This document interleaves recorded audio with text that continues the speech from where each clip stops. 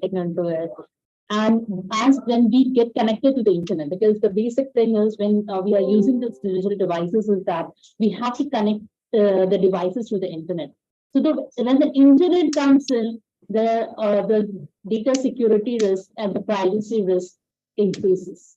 And therefore, there are the cyber laws that have been formed for us. And to discuss more on this topic, today we have esteemed panelists from all over the world. I can say we have the speakers. Some of the speakers have joined, and the others are still joining in from different parts of the world. I welcome all the speakers who have joined us for this session. I also welcome the founder of Idym Group of Companies, Ravi Shankar sir, and our CEO, Daniel Rasmi. And I would like, first of all, we all should thank Ravi Shankar sir for arranging such a wonderful conference. So to start with, I would like to start with the chief guest for our conference, Colonel Nikhil Devandi, sir.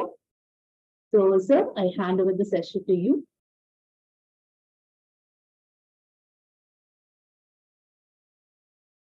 Sir, please unmute yourself. Nikhil, sir.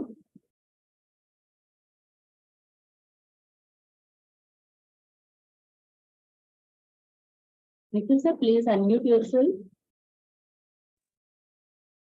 Hello, who is presenting? Nikhil Devandi, sir, who will be speaking.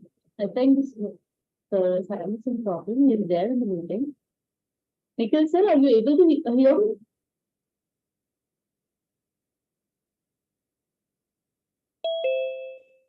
Sir, you are not audible. Please unmute yourself, sir.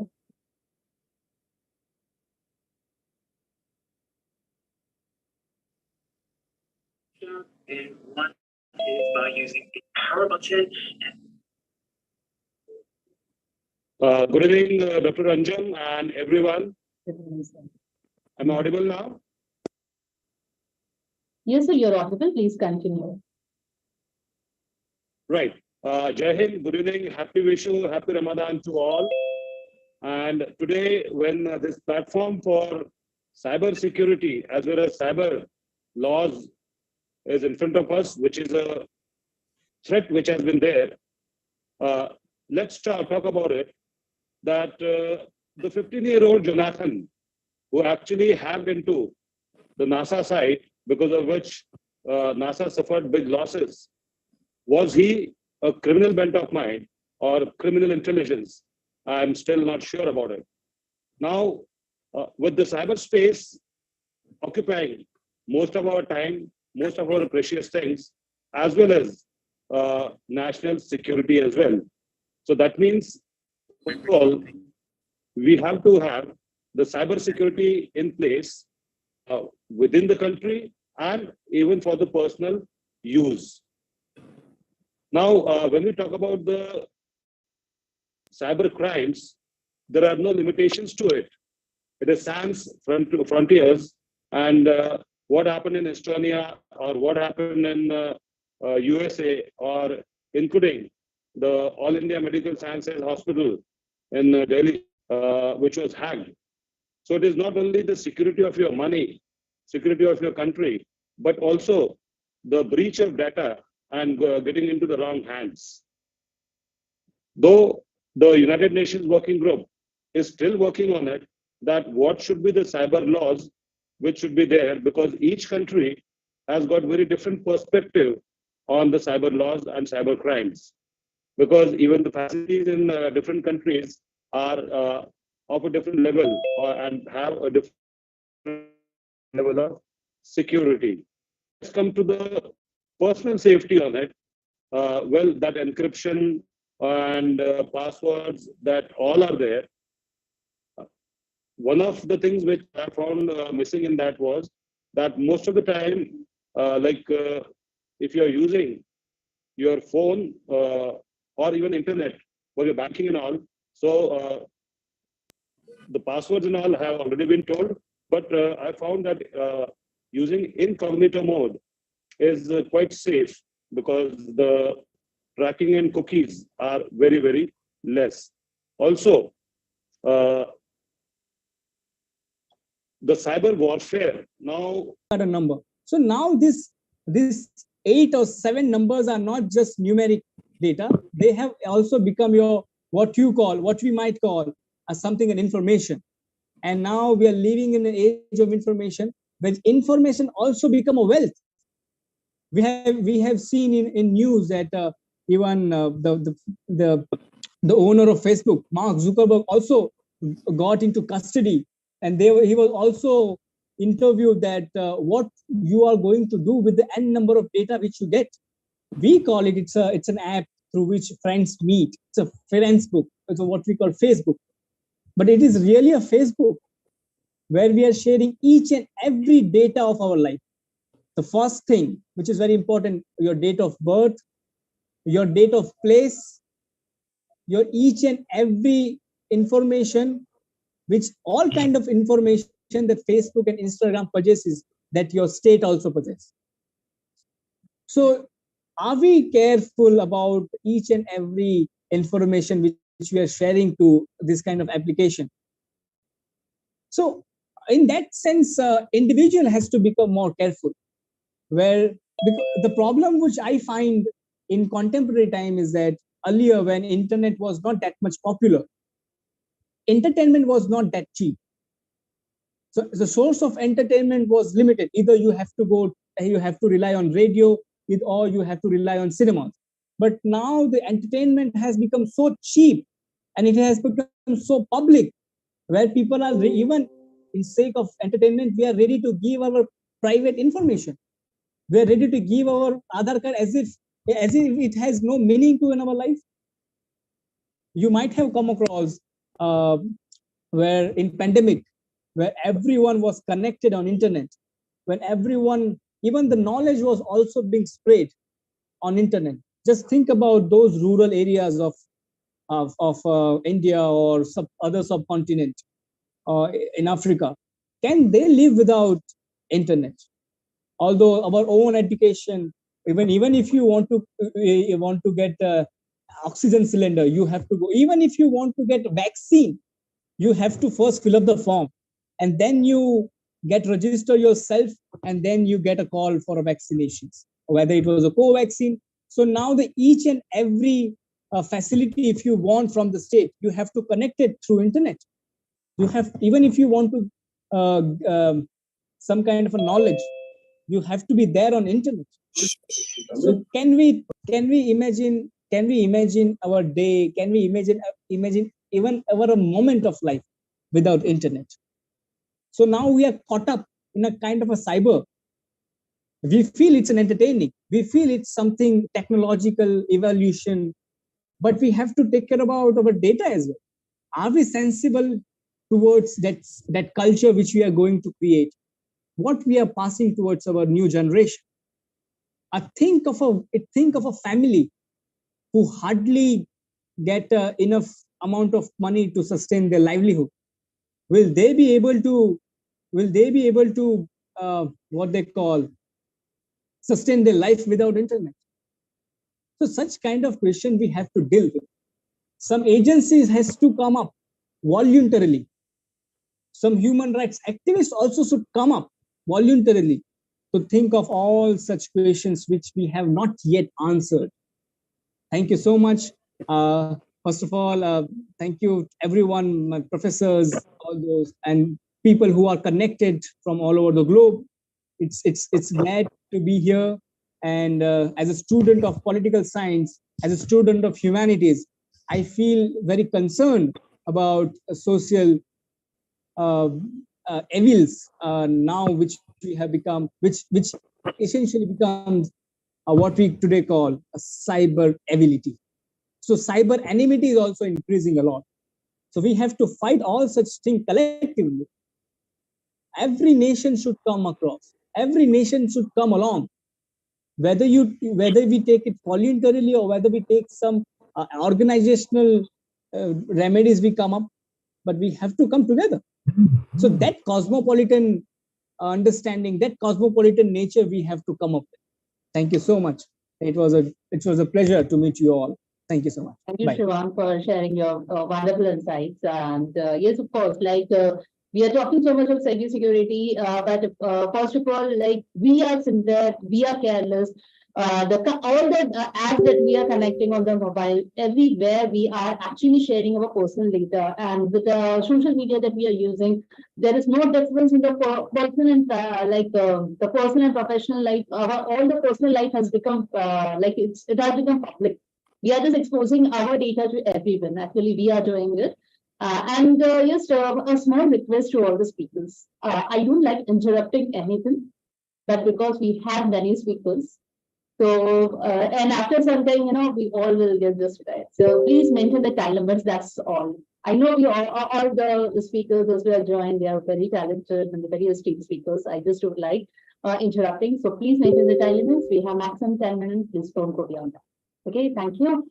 And with this, I call upon the next speaker, Dr. Suraj Kumar Mukti. He's a professor at NIT Raipur. I welcome you, sir. So please go ahead.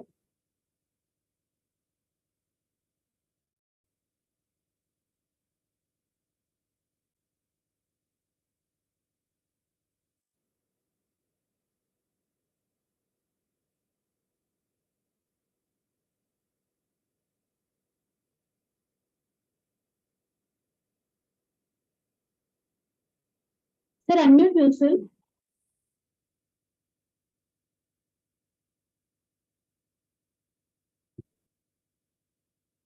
Yeah, hello. Yes, Is it sir. Now, visible to you? yeah. And Screen thank is you. visible and you're audible. Good morning, good afternoon, good evening, everyone. Initially, I would like to give thanks to IDYM and the organizers of the IDIM, especially Dr. Anju Madam and Dr. Ravi Shankar sir, for giving me a big opportunity in such a great platform. Since the today's talk is related with cyber security, as we know that every kind of security is the first, priority in our life. It may be home security, it may be our, money security, on our physical security, personal security. Apart from this, so we are concentrating on cyber securities because each and everyone is related with internet. Each and everyone is related with cyber. Uh, so we can say this type of security is very important nowadays. And we should know what kind of challenges we are facing nowadays using internet and cyber systems. Of course, this is good for our health. It is, of course, good for our life. It is good for our career. But once the security is not good, then we can say it is very dangerous for us, because nowadays everything is available in our palm top and our laptop. So we can say everything is available with every data is available in our internet. So everywhere there is a threat, there is a danger of security. So initially we should know what kind of challenges of we are facing nowadays, and then we'll discuss about the security system, what kind of security system may be provided in using this cyber system. So moving ahead, this will be the contents of my presentation, not taking much time. Initially, I'll go to my slide first. When what is called as cyber security? Cyber security is the protection of internet connected systems such as hardware, software, and data from cyber threats. So basically, we have to secure our data, whatever data is available in internet. That may be in the form of PAN card, that may be in the form of your PRAN card. So everything is in the form of data. Actually, what is currency nowadays? We are using online systems nowadays. We are transacting our money online everywhere. So money, what is money? When I say money, initially I thought that before online application of online transaction, I used to thought that how it could be possible that to transfer money from one person to another person. That was a very curious question from my mind. But nowadays, everywhere it is very common. Money is transferred within a fraction of second to from one person to another person. So this is very easy nowadays to transferring amount, but the security system is very important nowadays. So what is called as security? Cyber security is the application of technologies, processes, and controls to protect system, networks, programs, devices, and data from the cyber attacks. So many attackers are seeking continuously because nowadays attackers or thief has changed their form. They are advanced thief now. They are not simple thief who are just breaking their doors and they are stealing our things. They can enter into our system and they can take everything from their knowledge. Now, security system aims to reduce the risk of cyber attacks and protect against the unauthorized exploitation of system networks and technologies. So this is called as cyber security. Why need cyber security? The question arises, why, what is the need of this cyber security? Everyone who is connected to the internet needs cyber security. And who needs security? Everyone who is using internet in their mobile, in their laptop, everywhere, in their office, in their house. So everyone who is using internet, he or she needs cyber security. This is because most cyber attacks and automated and aim to exploit common vulnerable rather than the specific websites or organizations. So why cyber security is important? Because it is very important with an increasing number of users, devices, and programs in the modern enterprise, combined with the increased dialogue of data, much of which sensitive or confidential. The importance of cybersecurity continues to grow. The growing volume and sophistication of cyber attacks and attack techniques compound the problem even further. So nowadays, cyber attacks has also become very complicated. Now here we will see the elements of cyber security. What are the elements of cyber security? We can see here in this slide: application security, okay, information security, and network security, disaster recovery planning, operational security, and user security, or physical security, critical infrastructure security, cloud security, because we are nowadays most of the data are saved in our cloud. So this type of security should be provided with this security, operational security, etc. So these are the methods or kinds of security which has to be provided to a person. Here we will discuss about the three pillars of cyber security. Basically, three pillars are people, process, and technology. So everything is related with people, process, and technology. When I say people, then it includes staff training and awareness of that people. People should be properly trained to protect from cyber attack. Professional skills and qualification should be enhanced using or giving better training to the people. Component resources should be well secured. About the process, when I say about the process, a proper management system should be there to protect the data. Governance frameworks, best practices, and IT audit, continuously IT audit should be there to protect the data.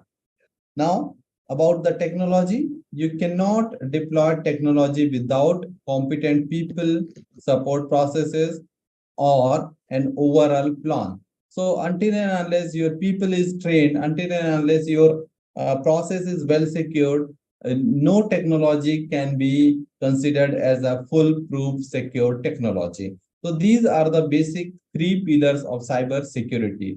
Here we can elaborate what types of cyber securities we can see here is critical infrastructure cyber security, network cyber security, cloud security, internet of things, that is called as IoT security, and application securities. These are the basic security types of cyber security. Okay, now here we can see what kinds of cyber security vendors and tools. So many cyber securities and vendors are available in the market. So these are listed as a cyber security vendors and tools. Once I'll elaborate here, like ident identity and access management, IAM. This is one of the cyber security tool which can be used to protect our data. Firewalls, encryption tools. Firewall should be on always whenever you are using internet. It protects your data from any kind of theft or from any kind of danger. Endpoint protection, anti-malware, antivirus. So antivirus should be there in your system. That is very important nowadays. Okay. Instruction privilege detection system should be there. IPS and IDS should be there. Data loss prevention system should be there in your system. Security information and event management. Virtual private networks, VPNs. Cloud workload protection platform, CWPP. Cloud access security broker, CACB. So these are some tools which can be used to protect our data from cyber danger. Okay. Benefits of cyber security, of course, so many benefits are there because without cyber security, your data is available in the public domain, so one can misuse that data. Business protection against cyber attacks and data breaches is possible. Protection for data and networks is very necessary. Prevention of unauthorized and access, improve recovery time after breach, protection for end users and endpoints devices, regulatory compliances, business community, improved confidence in the company's reputation and trust for developers, partners, customers, stakeholders, and employees. So these will be the benefits of cybersecurity once you have applied in your system. Advantages and disadvantages of cybersecurity is shown here. Like many advantages are there, but some disadvantages are also there, which are enlisted here in this slide. We have seen so many advantages of this system, but I would like to show here disadvantage of this system. A regular update is needed, complex to set up, slower system, it slows down the system, and of course, it is bit expensive. So you should be ready to bear this type of disadvantages also. Of course, in comparison to advantages, disadvantages are very less. So we should give proper security to our data using different types of tools.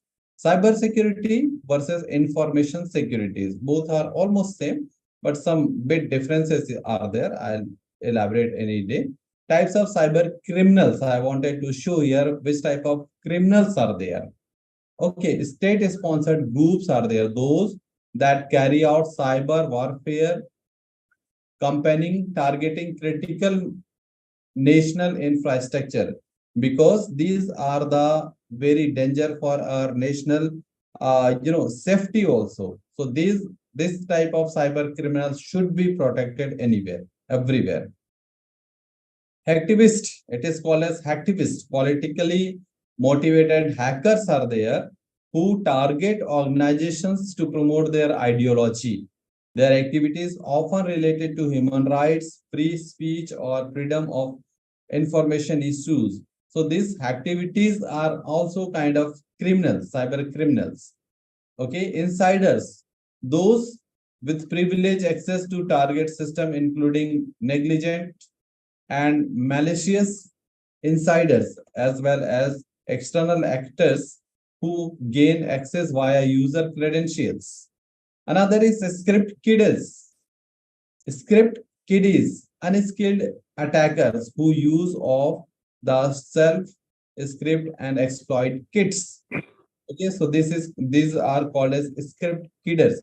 So basically, script kidders. When we say script kidders, so our kids are the basic target of these criminals, because nowadays everywhere we are giving mobile phones to our children everywhere.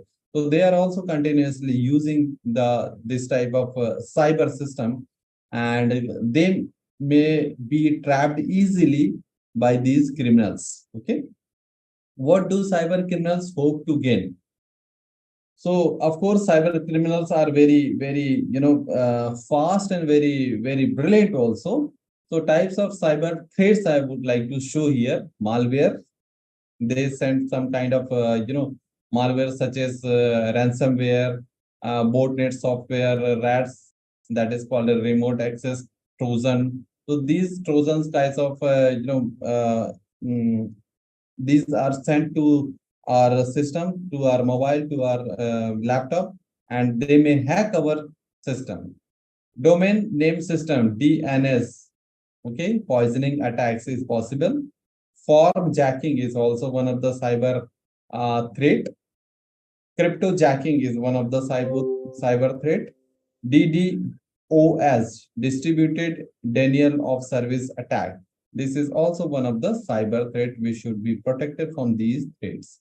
Fighting cyber crime. How this crime can be prevented? Cyber essentials are very needed nowadays. Staff awareness training can be given to our staff. Preventing testing, penetration testing. So initially, we should give our employees, our students, our kids a proper training, so that they cannot be trapped with these security hackers or these criminals. Top Sir, cyber please security. wind up the presentation. Yeah, fine. Yes, going to wind up. Cyber security checklists. These are the checklists. It should be given to our kids also, our employees also. How it automation used in cyber security, we'll see here. And career opportunities and cyber securities are very important. So many career opportunities are also there for students or for newcomers or for researchers. Okay, chief information security officer posts are there. Chief security officer post is there. Security engineers are there. Okay, so these are the career opportunity for our new and young newcomer also.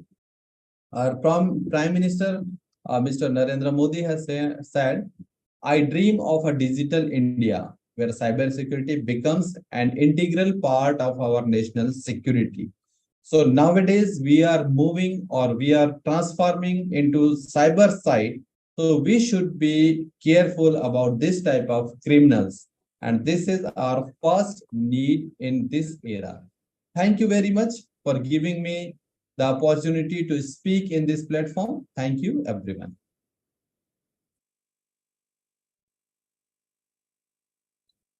Thank you very much, sir, for this wonderful presentation. It was very informative. And in fact, yes, it was like the words coming from an engineer, and so I can understand so many good inputs coming right from the start.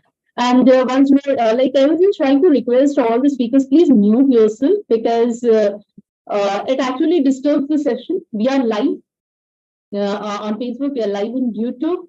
And because sometimes you just forget to unmute yourself, so it disturbs the whole session. So please mute yourself. And one more request, please maintain the time limits, because we have nearly 20 speakers. And what happens is that the people who are at the end, they get exhausted, and their data also get exhausted.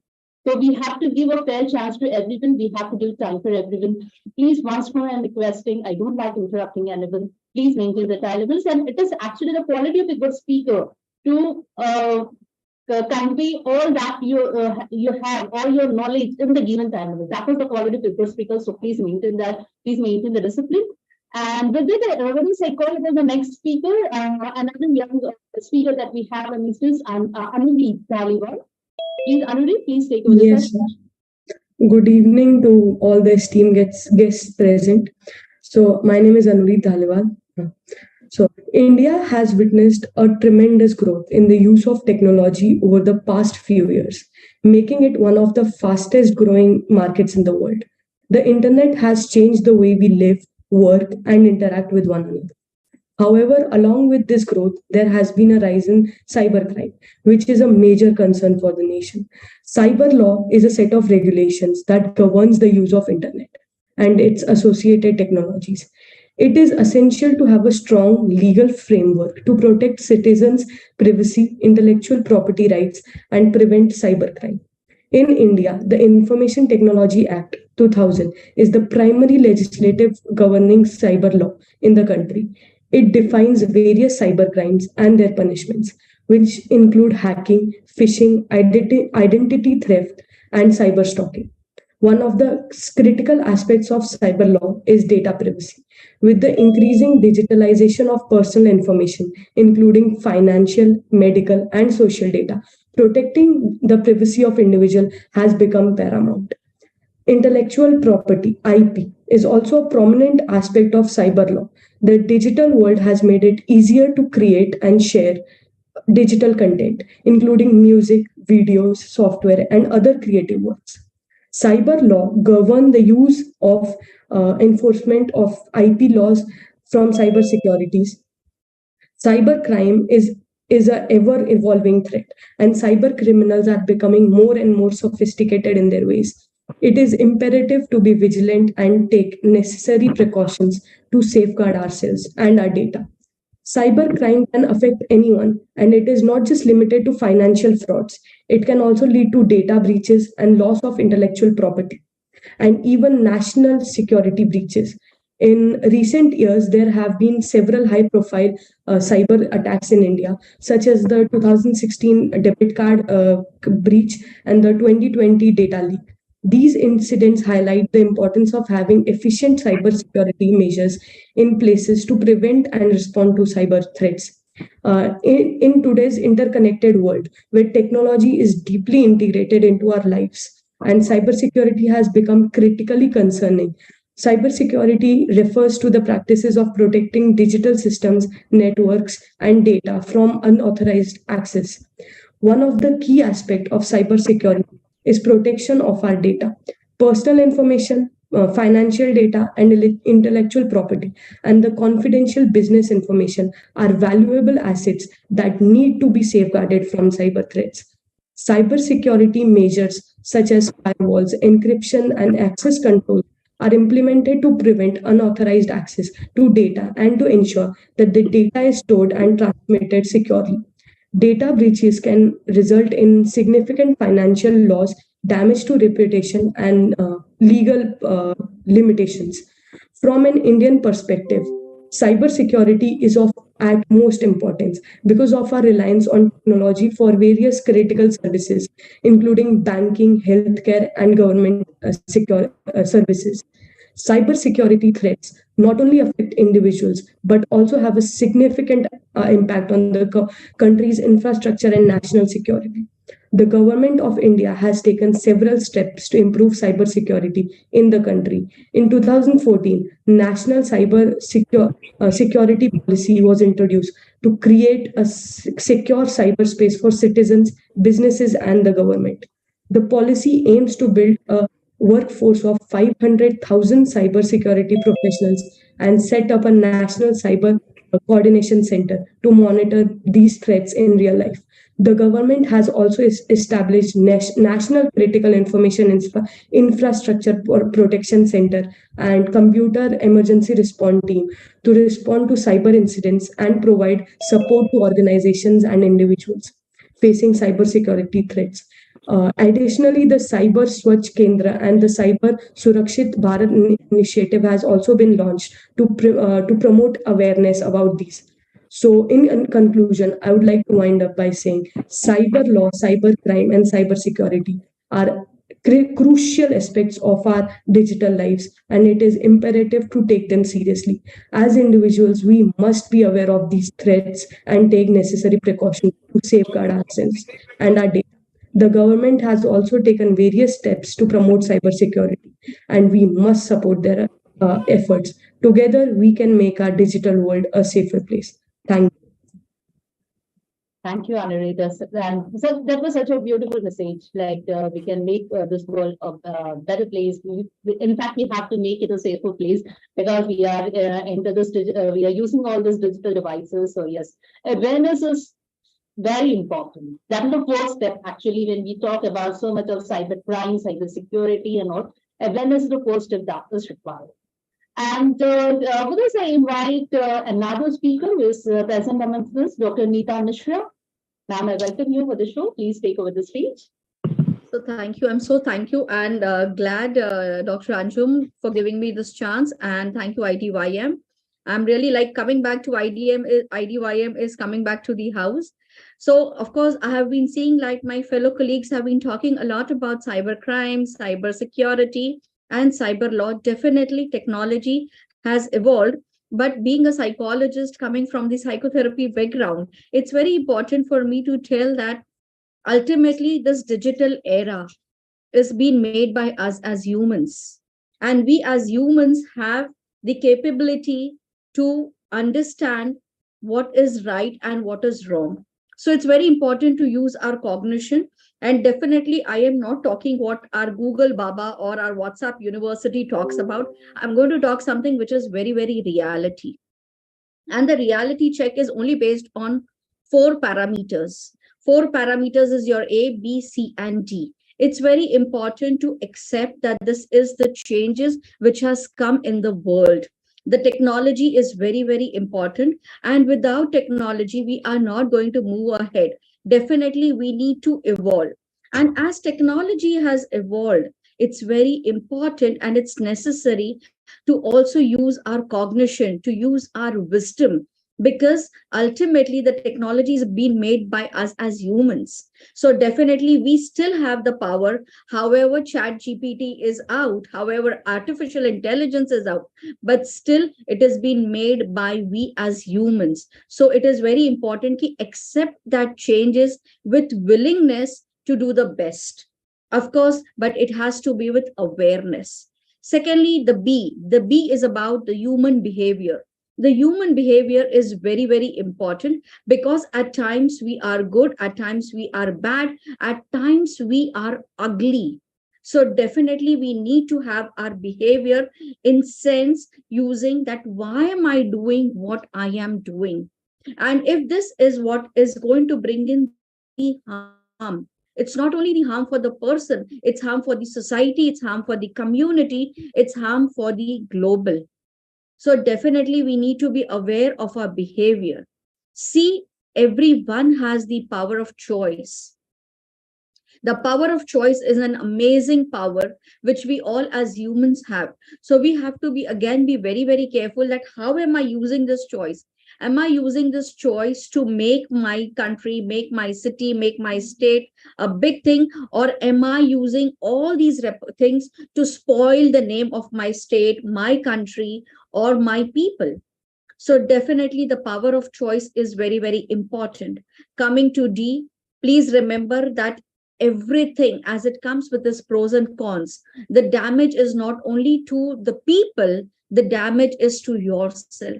Whenever we talk about trauma, whenever we talk about cyber security, or for that matter, cyber crime, of course, this is all very well planned. This is all very well researched. And as they just get into the data, as they talk about it, because we humans definitely operate from our emotions. The brain, the amygdala is so sweet that it gives the emotional content very easily than the logical content. If anybody praises us, even on any kind of social media, we understand this person is good, and sometimes we just randomly share all our informations. We share all our tickets, we share all our going out. So we want to be in the real world with a reality, and we are ourselves putting all our data outside, which allows the people to actually nudge in and extend their society boundaries, and they just get into our space. So here is the danger which we as humans have to be aware, that what are you sharing about yourself? And I think it is important to share only things which is important as per what you are doing for the society. So definitely cyber law, cyber security, and cyber crime, we are seeing that as the technology is rising, the same speed is there with the crime. So definitely we need to be aware of the situations. We need to be aware of how mindful are we to share our data, and with whom are we sharing. If it is something giving you a boon for your education, for your curriculum, even for that matter, in your experience sharing, it's still fine. But that also has some boundaries, that also has some kind of framework beyond that, which I feel is really not important to share. And as in India, we know that 17th October 2000, the rules for cyber law were out. And as we were seeing the rise in cybercrime, the rise in cybercrime were not only to the youngsters, it was for the geriatric unit. It was for the very, very smaller, younger unit. And we were seeing that people were facing a major problem with their data. The people were seeing major problems with their hospital data, with their finance data. So main thing is to how do we protect our assets? How do we protect our assets of the organizations, right from the exterior people to the internal people? So definitely awareness is important. And I think that is beautifully that this topic is being touched today, because this is the need of the hour. As we all, every time, whether it is airport, whether it is any kind of restaurant, whether we even go to our family friends, the first thing we ask is, what is your Wi-Fi number? And we all like to just be on our cell phone. We like to share memories. We like to talk about it. But I think here is where awareness is important. And with this line of thought, that please use technology, do not allow technology to use us, and be mindful. Thank you, Dr. Anjum. Thank you, Dr. Ravi, ITYM, and all my fellow colleagues. Thank you, and wishing you a very happy evening from India.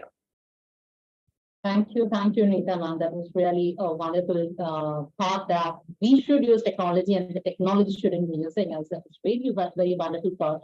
And with this, I call upon the next speaker, Dr. Patricia Gundi from Zimbabwe. Patricia, ma'am. Hello, good morning, good evening, and good afternoon to all viewers across the globe. And I would like to acknowledge and thank IDYM for giving me this opportunity today to share with you about cyber law, cybercrime, and cybersecurity. I am an educationist, and I'm just going to touch down on, I know I'd prepared a PowerPoint, but most of the things have already been said. So I'm going to tailor down my presentation to cybersecurity and cyber law in our schools. As you know, that the use of technology in schools has become increasingly prevalent in recent years, leading to a rise in cyber law and cyber crime and cybersecurity issues. And then schools are facing some unique challenges in managing cyber law, cyber crime, and cybersecurity issues because of students engaging in appropriate online behavior. And I'm going to look at cyber crime issues like cyberbullying, which is the use of technology to harass or intimidate or humiliate any other person, and this can include sending some hurtful messages.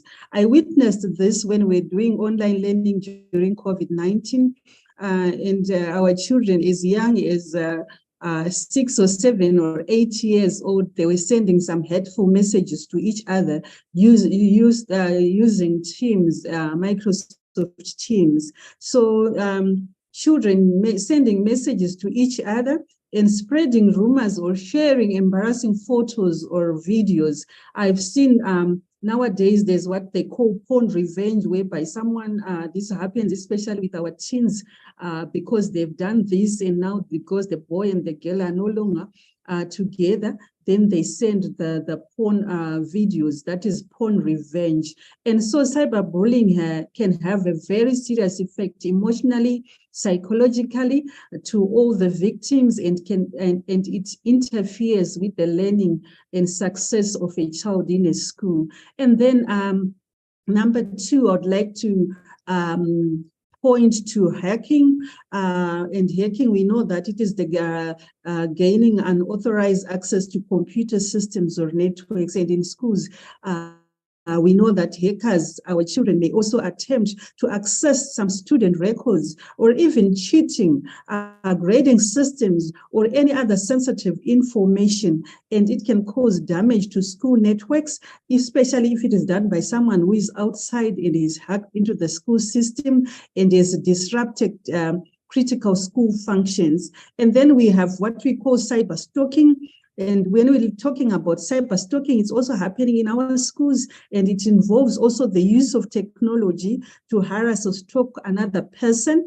And in schools, cyber stalking, a student or a staff member can become fixated on another person and uses technology to monitor their activities or send threatening messages. And this has happened to one of my family members who was cyber stalked up to a point whereby the cyber stalker had to even follow the children home because there was an intention to do something. So we also have problems with maybe identity theft as well, whereby someone can use someone's personal information to commit fraud.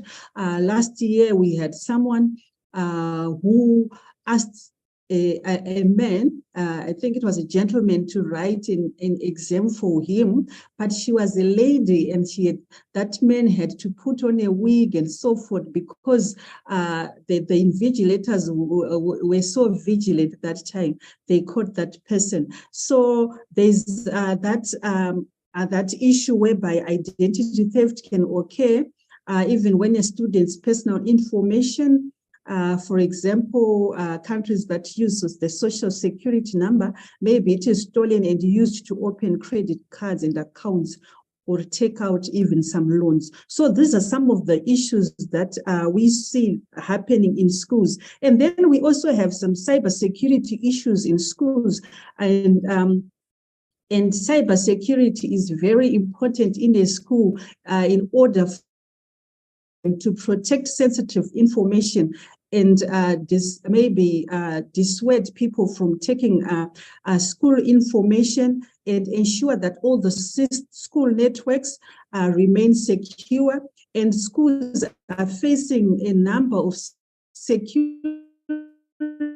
cybersecurity challenges, including also the need to protect our student records, maybe safeguarding our financial records, and maybe preventing unauthorized access to school networks. And how can schools then improve the cybersecurity issues? They can educate students and staff, especially schools should provide cybersecurity training to students and staff to help them understand the risks of cyber threats and how to protect against them. Then also I know that some speakers have talked about cybersecurity tools that can be used. For example, the use of security software and tools which can be installed, such as firewalls, antivirus programs, protect against malware and other cyber threats. And then the schools also need to develop an incident response plan whereby they can ensure that they are prepared to respond to cybersecurity incidents that happen in a school, for reposting incidents, isolating infected systems, and restoring data. And lastly, they can also implement cybersecurity policies. I know that if you look at my website of my school, you can see the cybersecurity policy is there. This is meant to protect the information, and schools can establish clear policies and procedures that govern the use of technology and data security in our schools. And then there's also the importance of digital literacy education, whereby the schools can also teach our students about the risks and benefits of digital technology. And then also in terms of I've talked about cybersecurity training, and then the schools can also make sure that they partner their children, especially with industry, so that our children are able to know what is happening there in the industries. Someone talked about career preparation.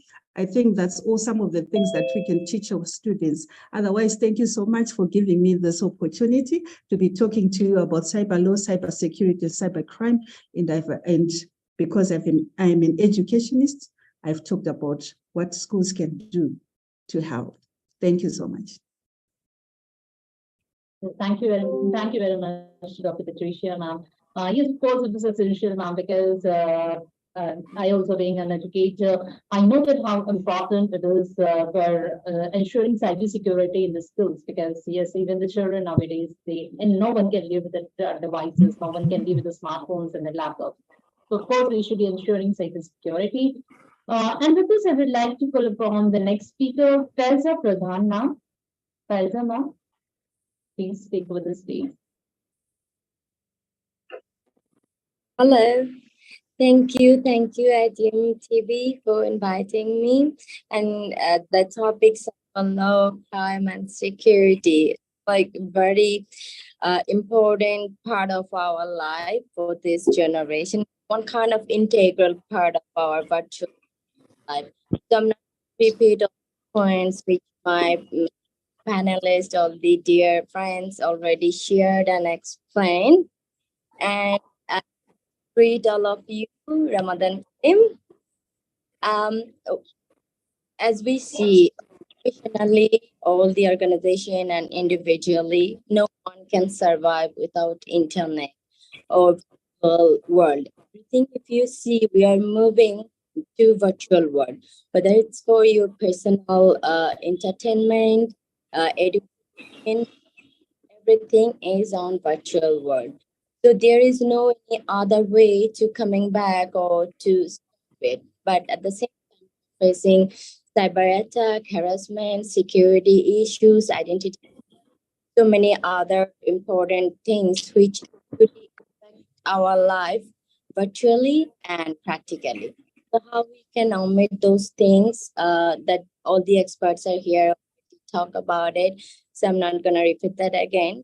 But I think there is another issues. We have to understand that it might look like a technical area, but it's not only a technical problem. I think it's a human error, as it has been invented by human beings. So these errors come from human, and the psychology of these hackers or actors, their behaviors, why they are acting like that. So previously, another panelist showed all things where a guy sitting, mostly the way we see on television or but is it actually real and life? That's how all the hackers are. I don't think so. I think it could be from exactly those people who are sitting on that place, who are maintaining third party authorities or organization, that somebody who was smart enough, whose intelligence is above average, and they have good understanding how to, access those data of somebody else intellectual property. Even the bank issues, credit card, earlier another panelist addressed those things from India. How these people are getting into that, it's basically from a psychological behavior, their thought process and understanding. I think along with smart education, focus on, emphasize on that, educating the mind to become the best version of yourself. How use those values, moral values, and what sort of things a person should do and should not do. You can praise value and add to your life and others' life. This area be, you know, um, take care of by every individual and every educational organization, institute, organization. They all should provide some sort of grooming during using those large organization, which is by internet mostly, that could be done by individually. And if I would like to address here government globally, listener, so they might play a vital role to stop or making these things getting out of the control. So there they do something, and Google, YouTube, or any other smart app who are inventing all these things and reaching people globally, randomly, everyone information, data, personal, everything. how can you be so sure it is only the boy who is sitting behind the screen in a hoodie? It could be on. You don't know their psychology, their personality. So how we can overcome all these issues is to focus on all those behavior. And if you find something fishy or feel like it's not reasonable, I think those organizations should take responsibility and take care of it, look into this properly. The another area I would like to address here, how actually we can overcome over the night. It's not possible. At the same time, we cannot progress without the internet or all this. Suppose today we are having this amazing conference globally. I'm from Bangladesh and so many other people from another country. Without the support of this technology and intelligence of virtual world, that would be a disaster. We cannot even think reaching one another over the night. So I think we all should take responsibility and focus on it personally, individually, in every organization and government. I would like to end my conversation here. Thank you so very much for having me. Good evening. Thank you very much, Paisana, for this wonderful insight. Yes, of course, I said to you, the problem that we are talking about, like about cybersecurity and cybercrime, it is not technical, but it was actually which is originated by humans. The hackers that those who are working, that is actually their wrong mindset which makes them do this. They are indulging themselves into wrong things, and of course, moral values and ethics here plays a great role in avoiding the same crime. So, very wonderful point. Yes, Can I add one thing here? It's Yeah. not those psychological people, even some organization who train Yeah. those girls, even Yes, to they are being trained. whether it's America, China. You see, China is going through a lot of issues due to that, and America has huge security. Still, they are going through that. So yeah, you don't know. So it could be intentional, and it could be a psychological disorder. I would say. Yeah. Not in a sort of that I don't know why they just find so much of pleasure in doing all those things. And yeah, thank you once again, ma'am. And with this, I call upon the next speaker. We have an educator from Greece, Rania Lampo, ma'am. Ma'am, please take over the stage. Greetings from Greece. It's a great pleasure to be here with all of you. I would like to congratulate IDYM for this wonderful event, and of course to thank you for the kind invitation. Cyber crime has become a significant threat, of course, to human rights, democracy, the national peace and stability, and of course it has a significant social and economic impact. Why cybersecurity is imperative nowadays? Because first of all, industries are moving to the next stage of evolution in converging operational and business systems with the introduction of robotics, of Internet of Things into their operations. And in this way, they expose their enterprises to a vast range of cyber risks that demand the strategies to address cybersecurity. And of course, because cybercrime has dramatically increased, cybersecurity is important because smartphones, computers, internet, online banking, shopping, email, social media are now an integral part of our daily life. So it's more important than ever to take steps that can prevent cyber criminals getting access to our accounts, to our data, or to our devices. Important word here is when we talk about security is the word privacy. Privacy, it's about personal dignity. It isn't about hiding something. It's about being able to control how we present ourselves to the world. It's about maintaining a public face while at the same time being permitted private thoughts and actions. Remember this, it's very important. So when we talk about this post-COVID era cybersecurity, new challenges have arisen. It's about trust, how to build security by default and by design to new IT solutions in order to provide trust for faster adoption. How IT monitoring solutions could foster health safety, for instance, while preserving individual privacy. Should individual privacy be jeopardized in the sake of public safety? There is always a new threat landscape. Moving daily operations from office to home extends the current threat landscape even more. because now cybersecurity requirements are moving from office to home. So how centralized and decentralized security controls could be implemented in a more user-efficiently friendly and efficient manner? And of course, digital skills. Why? Because how the need for quick implementation now of digital transformation will affect the traditional workforce, and how the community can actually provide the means to quickly adjust to a more, we could say, cyber hygiene way of doing things, especially for the elders.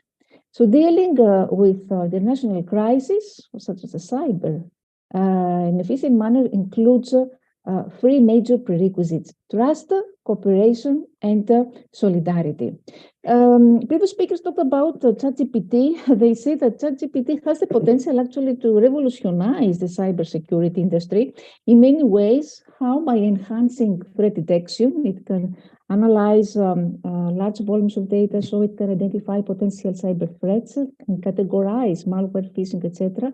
So it is this way more easier for analysts to respond quickly.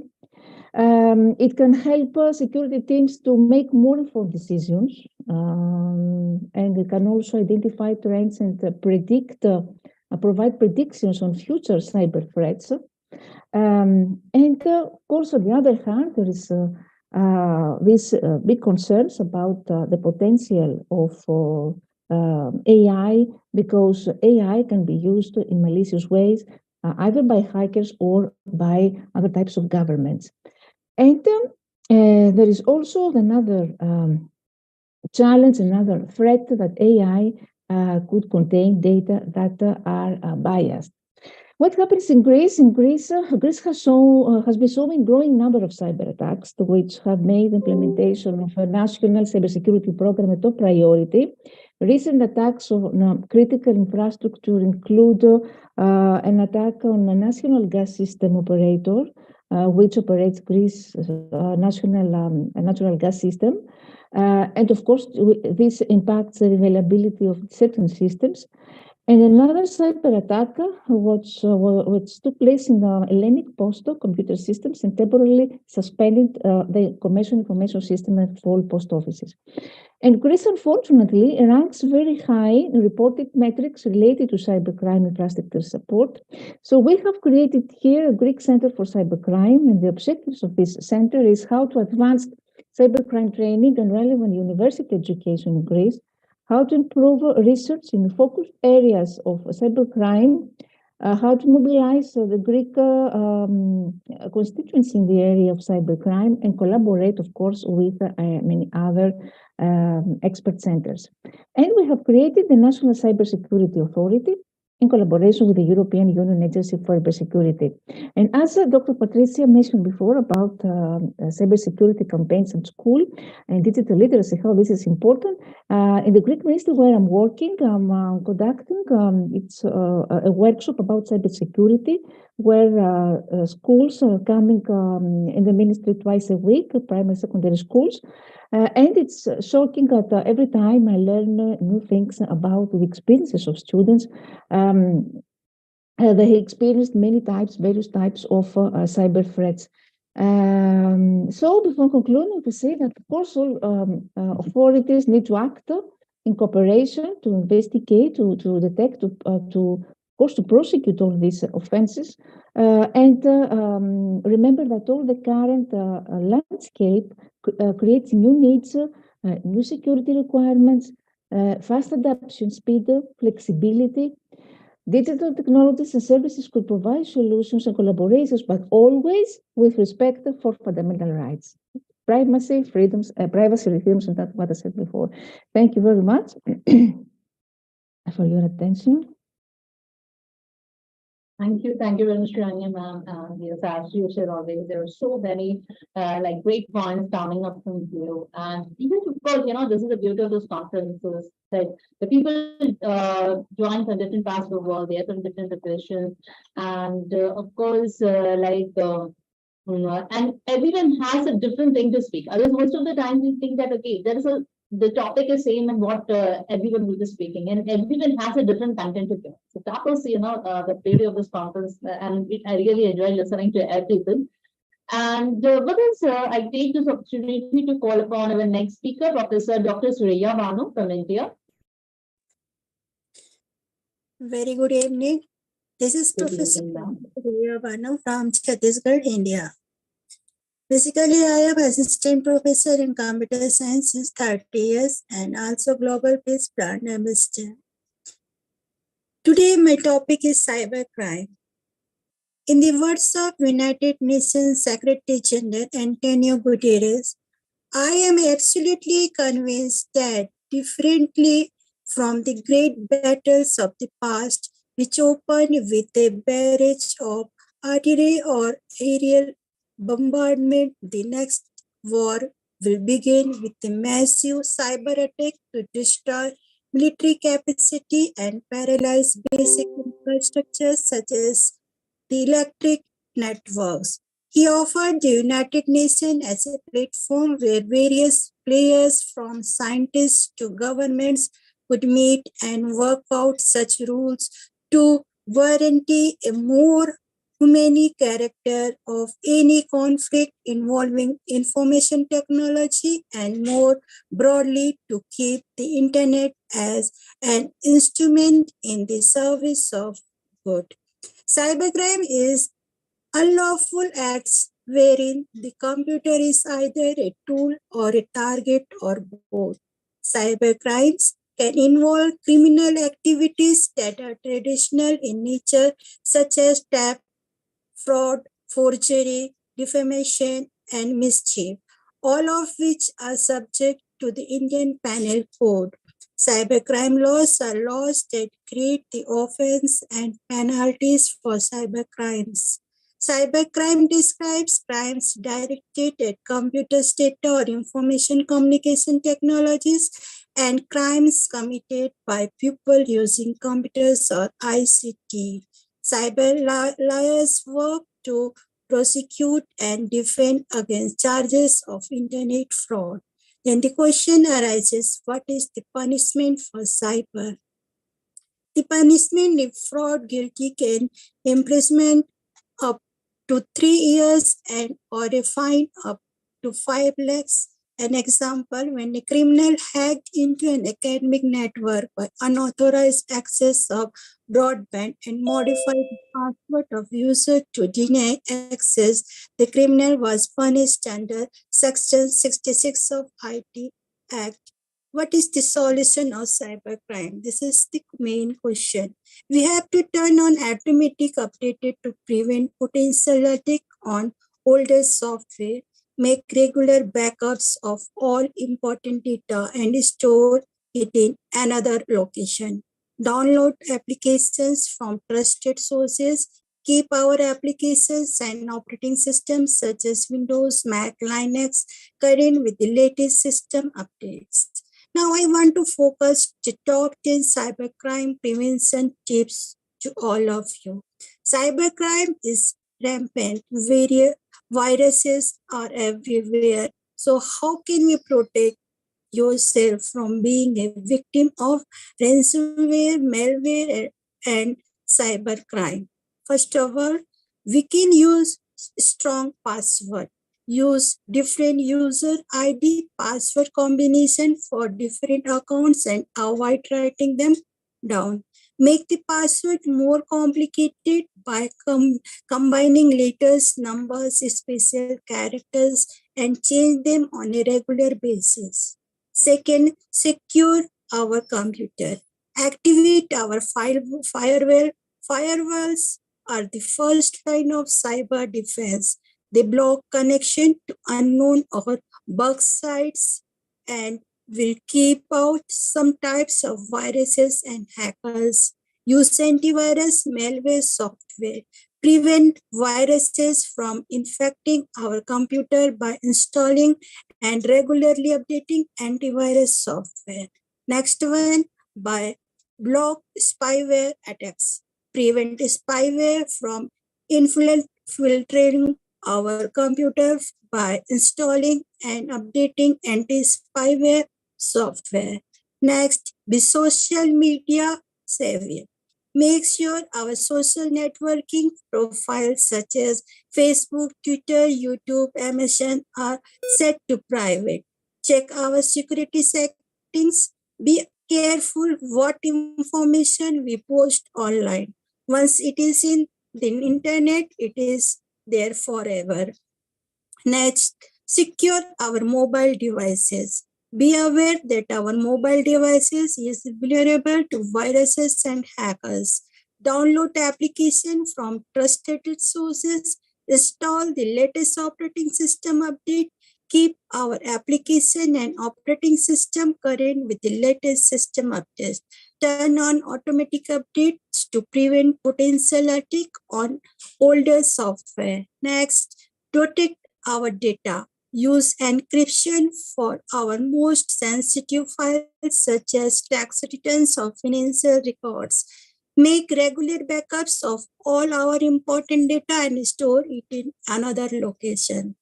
Next, secure our wireless network. Wi-Fi networks are vulnerable intrusion if they are not properly secured. We have to review and modify default settings. Public Wi-Fi hotspots are also vulnerable. We have to avoid conducting financial or corporate transaction on this network. Next, protect our e-identity. Be cautious when giving out personal information such as our name, address, phone number, or financial information on the internet. Make sure that websites are secure or that we have enabled privacy settings. Avoid being scammed. Always think before we click on a link or file of unknown origin. Don't feel pressured by any emails. Check the source of the message. When in doubt, verify the source. Never reply to emails that ask to verify our information or confirm our user ID or password. Next one is call the right person for help. Don't panic if we are a victim. If we encounter illegal internet content such as child exploitation, if we suspect a computer crime, identify theft, or a commercial scam, report this to our local police. If we need help with maintenance or software installation in our computer, consult with our service provider or a certified computer technicians. Means encrypt our data and create backups, conduct regular employee training, keep our system and software updated, access and monitor our vendors, reduce our attack surface, pay close attention to physical security. To sure staying current with our network protection, we have the security audit done regularly. Now I conclude. Cybersecurity is important because it protects all categories of data from theft and damage. This includes sensitive data, personally identifiable information, protected health information, personal information, intellectual property data, and governmental and industry information system.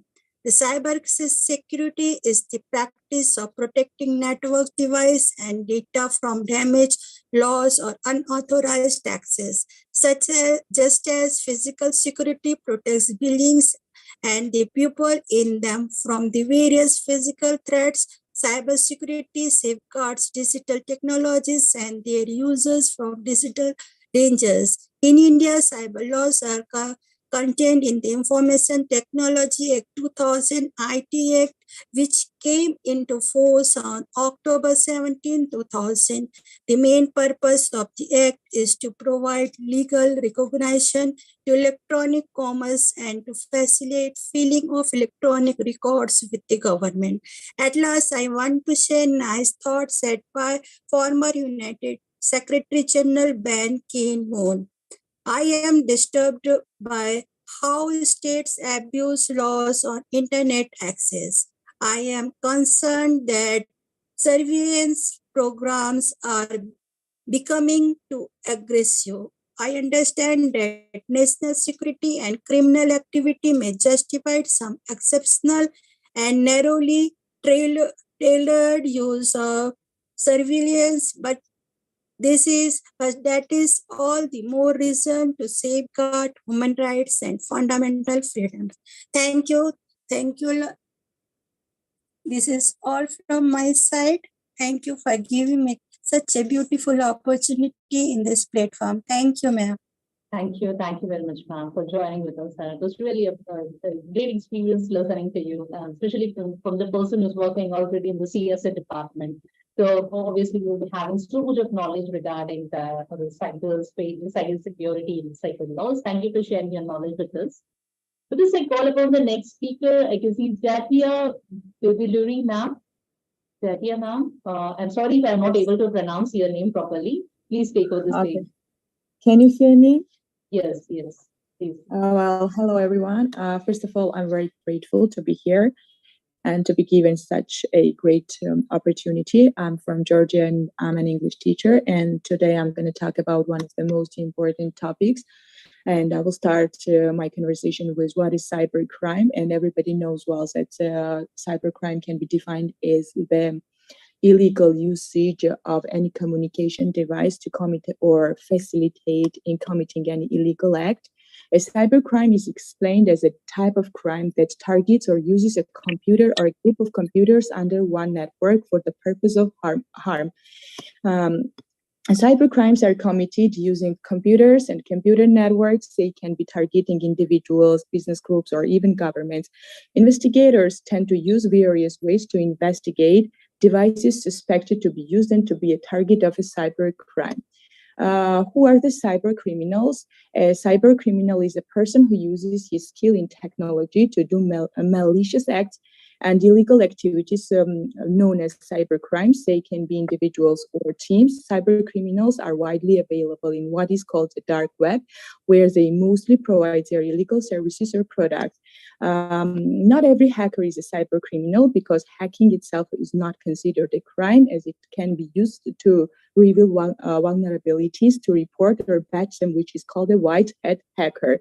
However, hacking is considered a cybercrime when it has a malicious purpose of conducting any harmful activities, and we call this one black hat hacker or a cyber criminal. It is not necessary for cyber criminals to have any hacking skills, as not all cyber crimes include hacking. Cyber criminals can be individuals who are trading or in illegal online content, or scammers, or even drug dealers. We have some examples of cyber criminals. This is black hat hackers, cyber stalkers, cyber terrorists, and scammers. Why there is a question? The question arises: why are cyber crimes increasing? The world, we can say that. The world is constantly developing new technologies, so now it has a big reliance on technology. Most smart devices are connected to the internet, and there are benefits and there are also risks. One of the risks is the big rise in the number of cyber crimes committed. There are not enough security measures and operations to help protect these technologies. Computer networks allow people in cyberspace to reach any connected part of the world in seconds. And cyber crimes can have different laws and regulations from one country to another, mentioning also that covering tracks is much easier when committing a cyber crime rather than real crimes.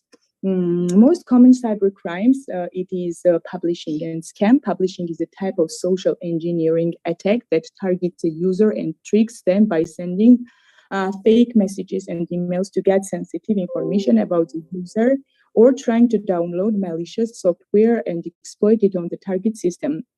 For the identity theft, it occurs when the cyber criminal uses another person's personal data like credit card numbers or personal pictures without their permission to commit a fraud or a crime. We can talk about internet fraud. It is a type of cybercrimes that makes the use of the internet, and it can be considered a general term that groups of all the crimes that happen over the internet, like spam, banking fraud, theft of service, and etc. How to prevent cyber crimes? There are several ways to protect yourself from cyber crimes. The first one is to be sure that you are using up-to-date security software like antivirus and firewalls.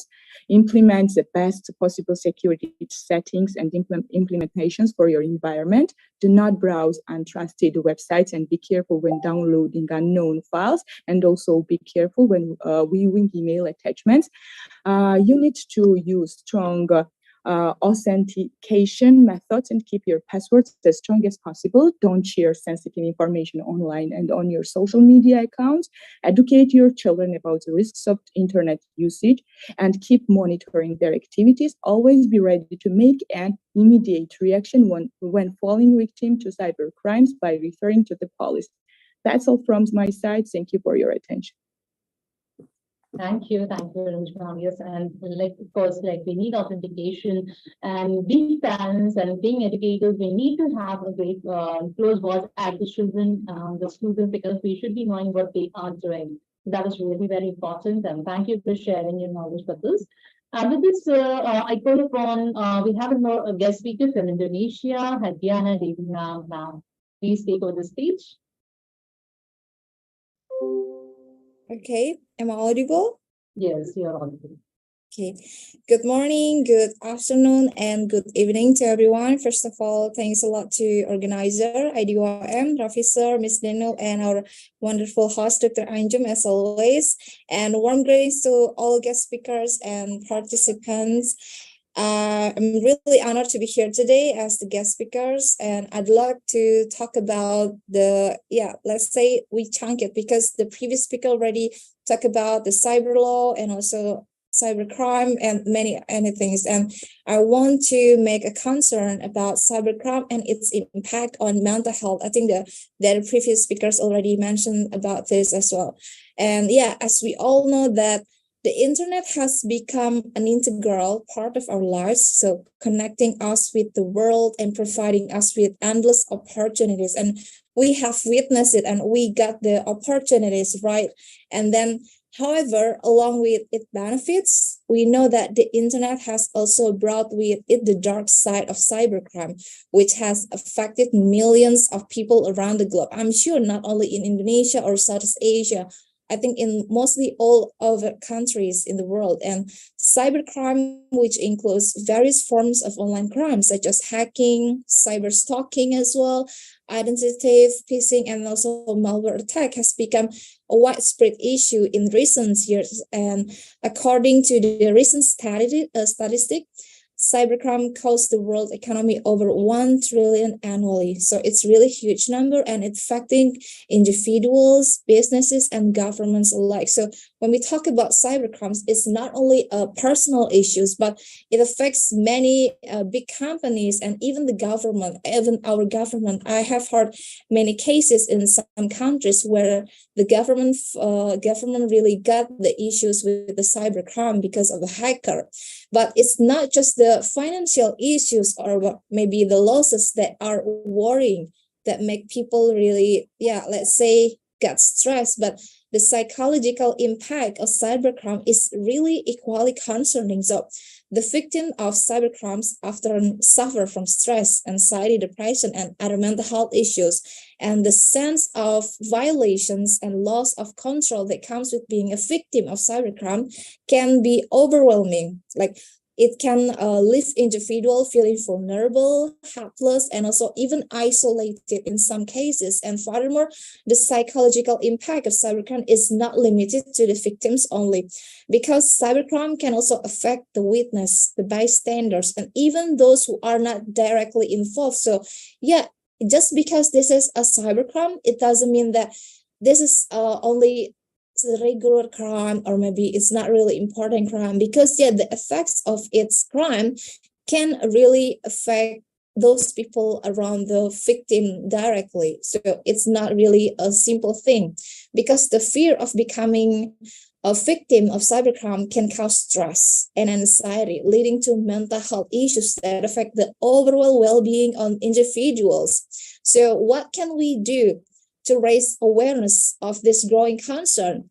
I think first and foremost, we need to educate ourselves and others about cybercrime and its impact on mental health. By understanding the risks, we can take steps to protect ourselves and our loved ones from cybercrime. Because when we don't even know what actually the problem it is, that we cannot even prevent it. Like, I think the previous speakers already talk about, like, we have to maintain like what we post online, because as we know, once we post it online, even on social media, for example, let's say we have deleted the post, but who knows if the social media provider still got the data, or who knows if the other people have shared it or not. So just because you made a post on social media and you delete it for some reason, maybe some people mocking around you, or maybe some people slandered you because of your post and you suddenly delete it, it doesn't mean that the problem that seems like a little problem already solved. So we have to be really careful about what we post and also what we consume daily on our internet community. And we need also to teach children and young adults about internet safety and the importance of protecting their personal information. Because as we all know, that this internet thing is not only about the adults or teenagers, because nowadays even 3 or 2 years old children already watch YouTube videos, right? Because it's true that some videos really can stimulate the brain earlier, and it can help the children really adapt faster than what we have had before compared to 10 years ago, for example.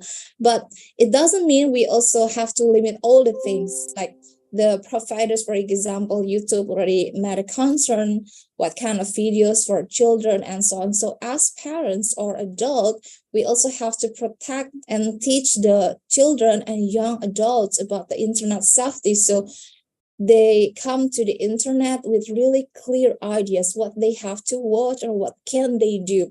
And parents, educators, and also community leaders can play a crucial role in raising awareness of cybercrime and its impact on mental health by hosting workshops, webinars, and community events. Like when, let's say, students in the 5th grade, or let's say in elementary school, they might not aware as much as the students in high school, because they just having fun while watching videos on YouTube, for example. But if the school organizers on workshop, for example, or maybe the school organize a seminar or simple online webinar, then the students can really grab their attention to what is actually a problem in this internet daily life, so they can slowly understand what they can do and what they cannot do.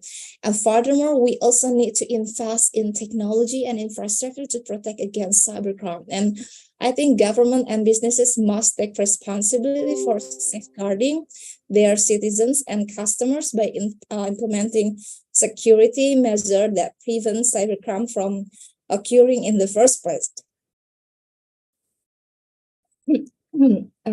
Apologize.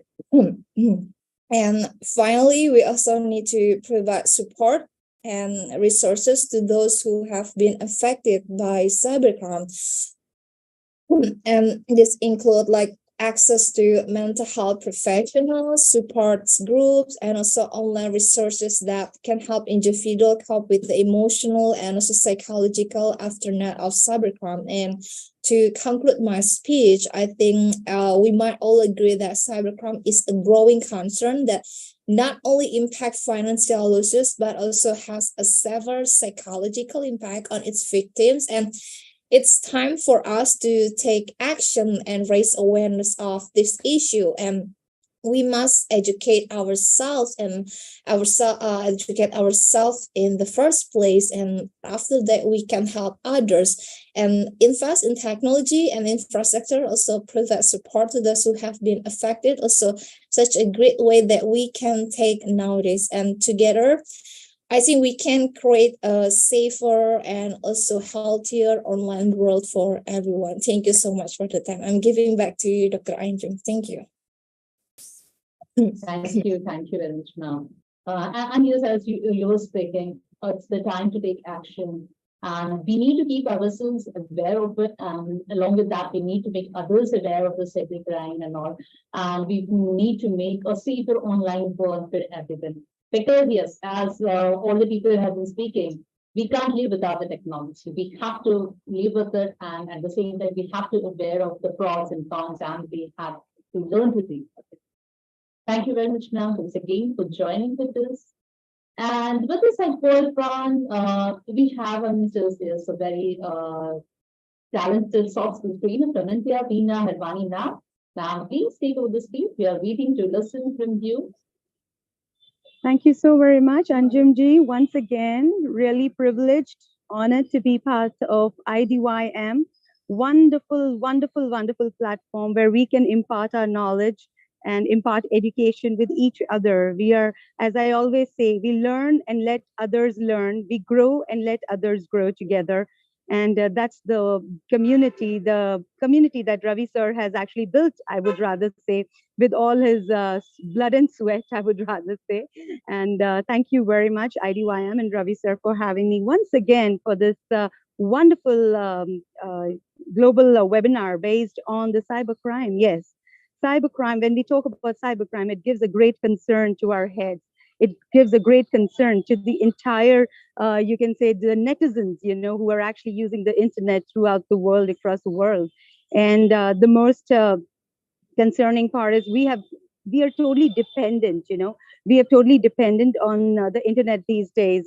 We want to ask for maps, we are dependent. We want to ask for a recipe, or we want to know what exactly what we are doing, what we are writing, what the letter, the format, everything, we are dependent. And yes, the dependency has cost us a toll on our life, because it includes a lot of risk at the moment, because the social networks that we are using, the information that we've been sharing, although we know our passwords have to be, complicated so that nobody can, sort of know what exactly, what account, or, just want to get into our account, because there are many people who are stalking our accounts, day after day. They want to know what exactly are we up to. They are stalking our emails as well. And, the hacking thing has really taken a toll all over the netizens, head, as, Diana ji had just mentioned, that it has taken a toll on the emotional health, on the stress. Basically, it's more of not of the financial part.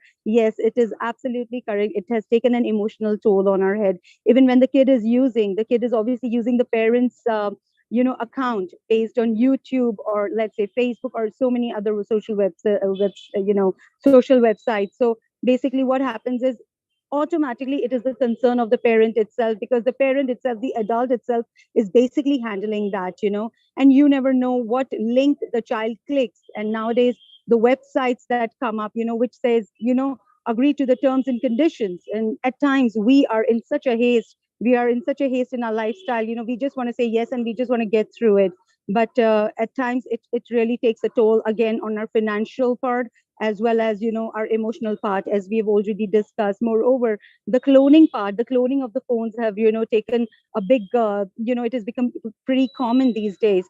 People who are actually, even by mistake. Recently, I just went through a video on YouTube, and the lady, she was traveling in a metro station, and suddenly, accidentally, the Bluetooth link comes, and then she just accepts it by mistake, because she was in a haste. She was in metro and she was crowded with people around in there.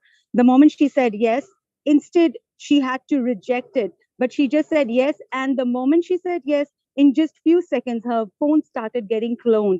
All her contact list went to the other person's device, and things as such really happen, because we as humans are not using the phone, you can say, mindfully. At times we are in such a haste that we just click here and there. And recently, very close friend of mine was booking tickets on airline, airline tickets. The moment he said yes to it, suddenly a website opens and I mean, unknowingly, he just clicks it over there. And instead of 20,000, the 60,000 amount gets extracted from his bank. And he just gets a notification then and there that, you have been successful, you bought the tickets, but then the price is like 60,000. Oh my God. And then it again, a mental toll on the person. But eventually he had great hands with the authorities, with the, you can say, the people who are actually taking care of the crimes, the cyber crimes these days. So he got his money back, but it isn't easy for everybody to do so. So at times it really gives us a big blow to our finance, to our heads. And basically, coming towards the security part, all we need to do is, although we are all techno savvy and we should be techno savvy, it's really important, but not at the cost of, losing what you have actually earned all throughout your life. It takes ages to, to build up a beautiful account wherein you have your beautiful posts and all, and suddenly someone hacks it. And suddenly there are these posts which are unwanted, which are not to be seen, and which are not to be seen by adults or kids or anyone.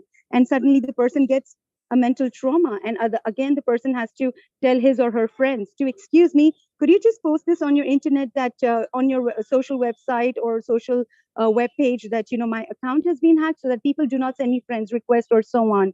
So it really is a big thing. But despite of knowing all this, we cannot quit using social media. We have to accept that we cannot live without social media. We have to accept that we are actually dependent, but not at the cost of our finance. So all we need to be is aware. And how awareness creates, yes, IDYM is just doing that, so that we do not get stuck anywhere, wherever we are using those social websites or the websites itself. So we need to actually attend and be part of many awareness programs where they give you cybercrime awareness, as we are doing today with each other, a cybersecurity awareness. So the more you attend, the more aware you become. The more aware you become, the more safe you become. So let's all be safe together and say happy cyber surfing, all of you. Thank you so much. Thank you so much, ma'am. Yes, it was happy surfing to everyone. And yes, we can't live without the social media. We can't live without the website. The thing is that we have to be safe. We have to learn to be safe. And of course, like you were talking about the emotional toll, the mental toll that is happening, we have to be aware. And you told about some very practical experiences that we have seen around. Yes, it is happening around, and we have to be aware of it. Thank you very much, ma'am, for sharing your experiences with us. And with this, I take My this pleasure. opportunity. Yeah, thank you, ma'am. And I take this opportunity to call upon the next speaker, Soriba Samura. So please take over the stage.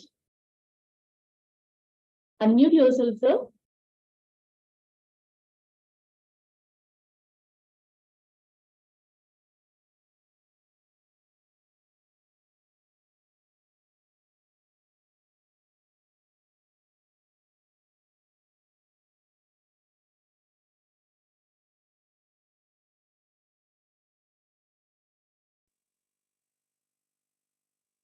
Hi.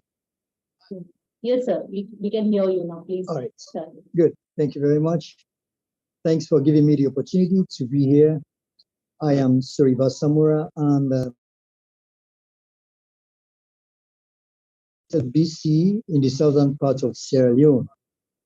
And I'm happy to be here. This is my first time of witnessing this conference, and I'm glad that I'm given the opportunity to be one of the speakers.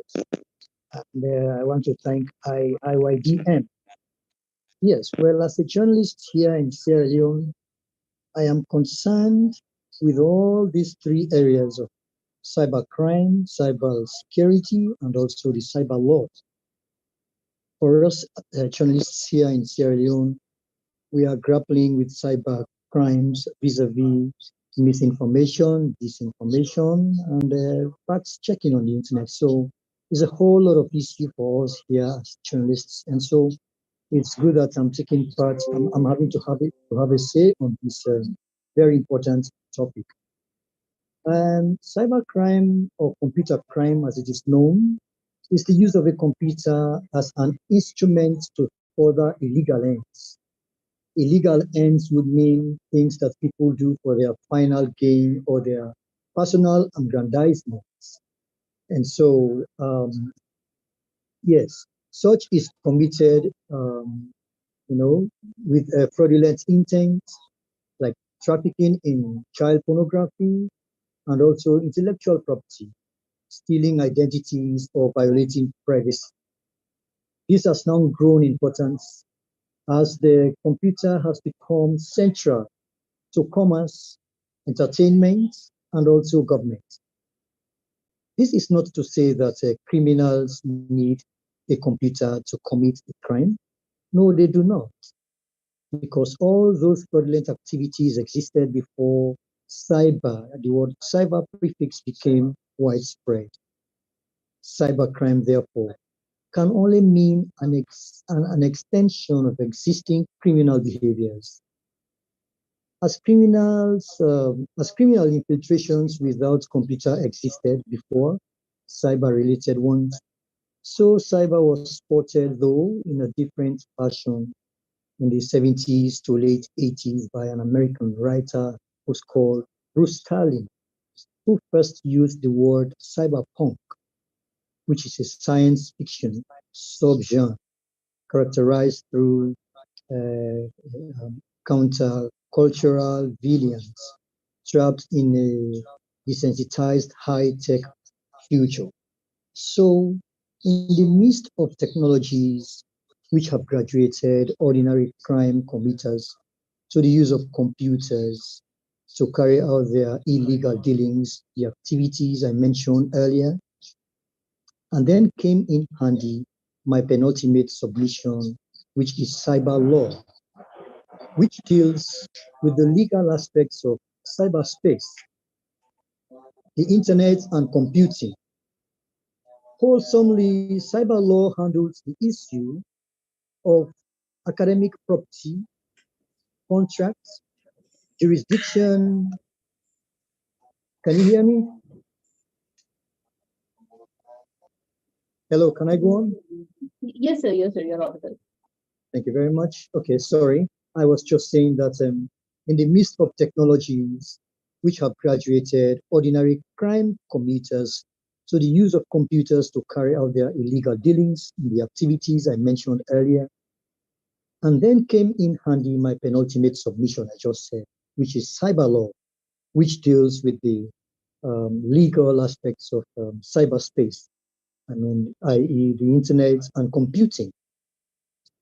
Wholesomely, cyber law handles the issues of academic property, contracts, jurisdiction, data protection laws, privacy, like other speakers already mentioned, and freedom of expression in the digital space.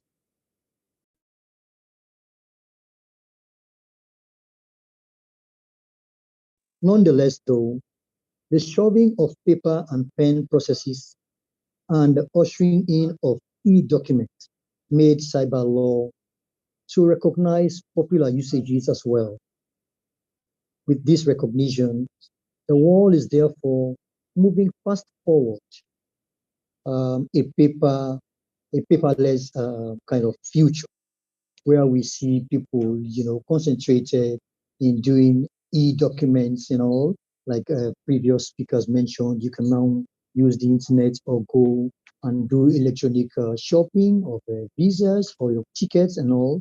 So this is all the evolution of technology, but again, having in mind cybersecurity and cybercrime, bearing in mind what people do as illegal activities on the internet.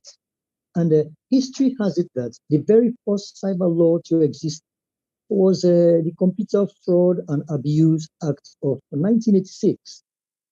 Currently, there are several cyber laws around the world, including my country, Sierra Leone, which was enacted by President Julius Maada Bio in November of 2021.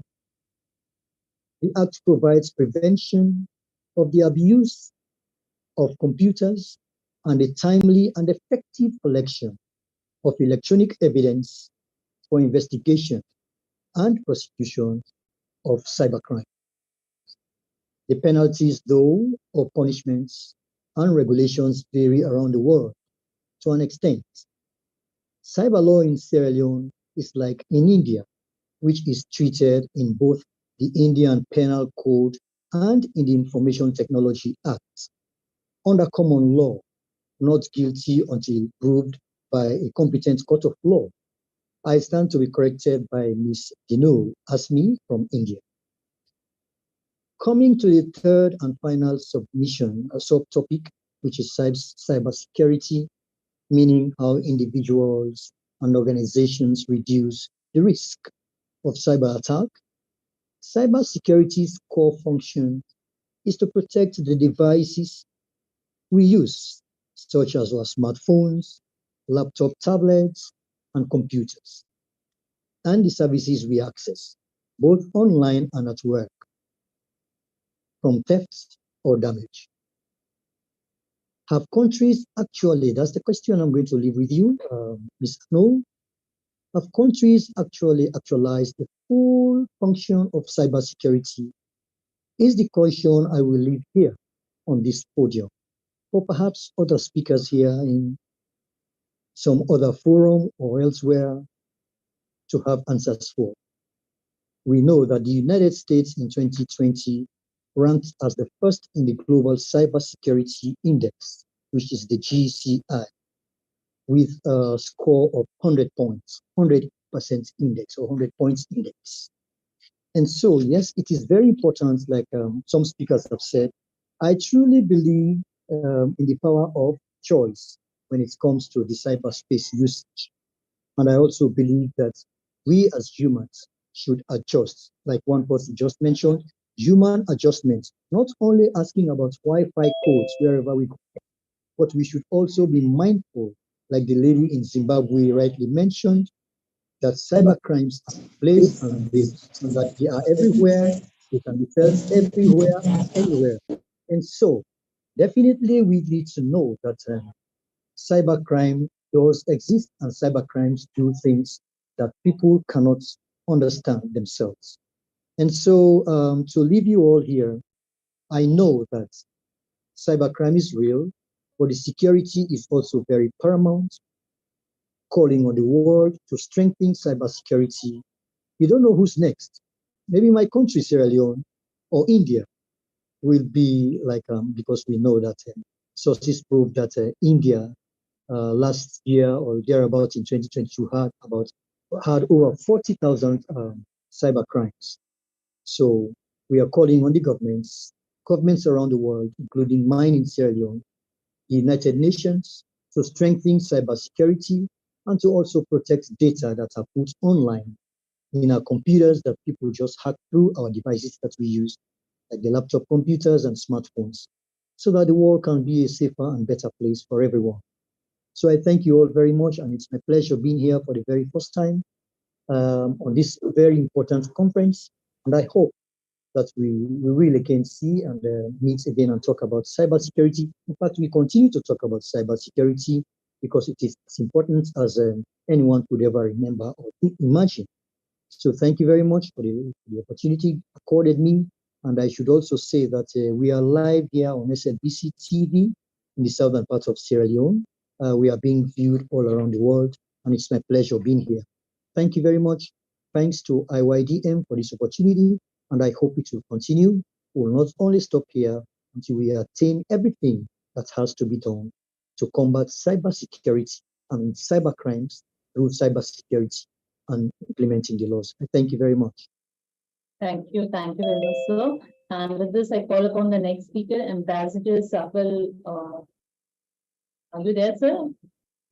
Yes, ma'am. Am I audible? Yes, you're audible. Please. Thank you so much, ma'am. So good morning, good afternoon, and good evening to all the eminent speakers, hosts, organizers present live here at Global Conference to talk about and share our views on one of the most vital topics, cyber law, cybercrime, and cybersecurity. I'm Ambassador Safal Dungana from Nepal. Want to extend my sincere gratitude to IDYM TV, IDYM group of companies, ER Ravi Shankar Kumar sir, and the entire team for giving me this opportunity. It's an honor and privilege to be a part of this conference and one of the speakers among all the speakers present here from every nook and corner of the world. So what do we mean by cyber law? So as we all know that cyber law is the law of the internet.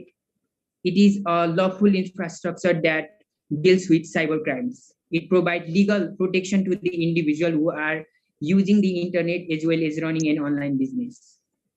It is really vital for each and every individual who uses the internet to know what activities are legal or not on the network. These laws are formed to punish.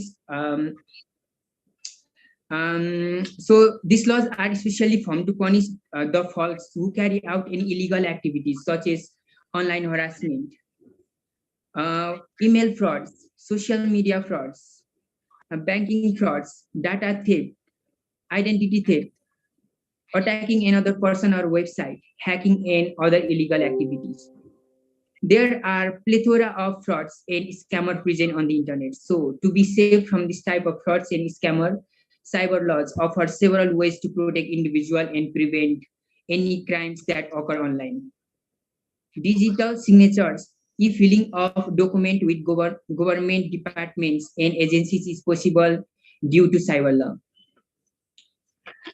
So the main motive of cyber law is to assert law and order in every types of online activities and bring down cyber crimes. Some laws are established to demonstrate the rules for using the internet, whereas some are formed to provide security to people from unauthorized user and malicious activities. So what do we mean by cybercrime? So cybercrime is the criminal activities that happens using the communication technology components, the internet, cyberspace, and World Wide Web.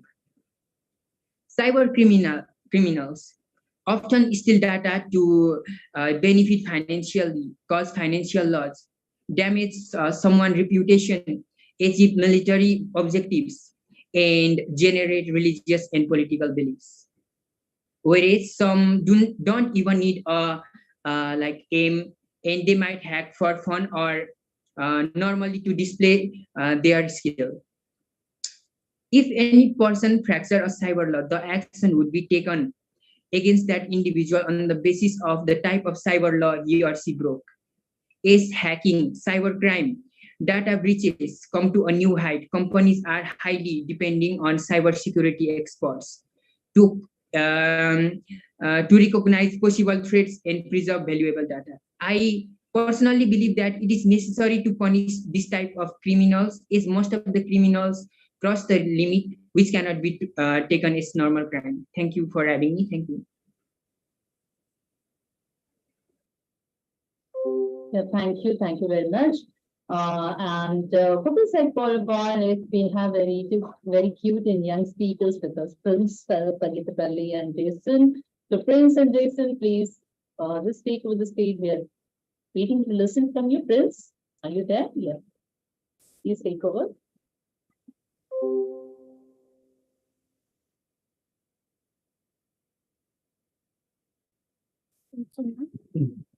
Good evening. I am Prince Jason. Cybercrime is internet crime. Children are using mobile. Children are playing games. Children are playing Free Fire. These games are not good. These mobiles are not good. Parents should help children. Parents should take care of children. Thank you so much. 1 second, ma'am. Prince also coming. Okay, please.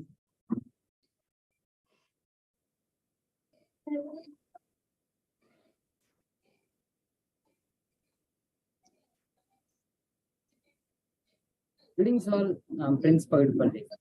I'm from Global Change Mission India. Today we are talking about cyber crimes. Cyber crimes means online internet crimes. The world is connected with internet.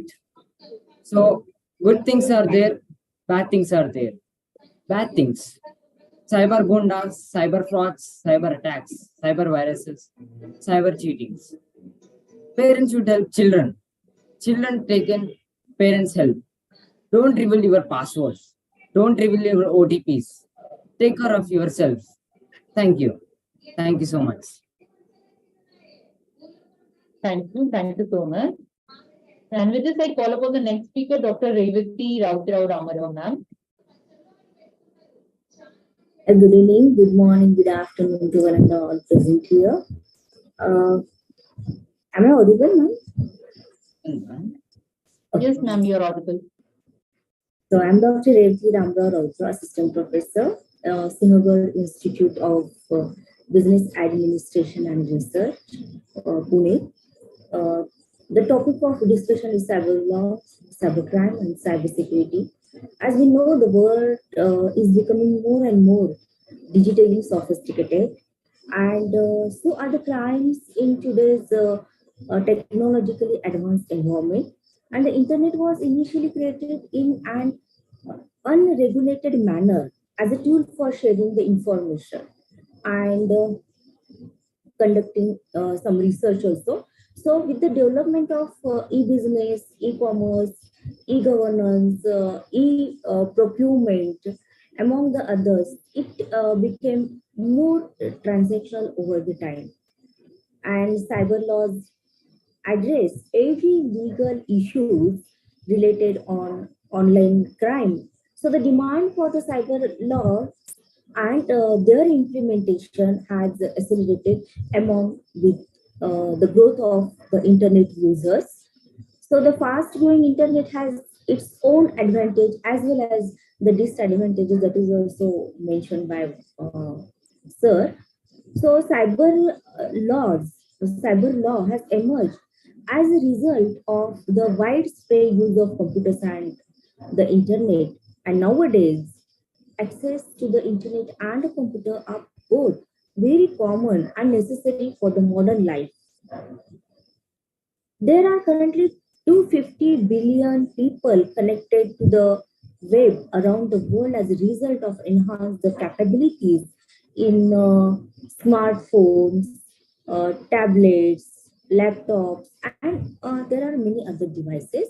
So using the internet, then www, then online services and activities, users can access the data at any time and from any location. So these include both the potentially poor people information and the educational and the information materials also.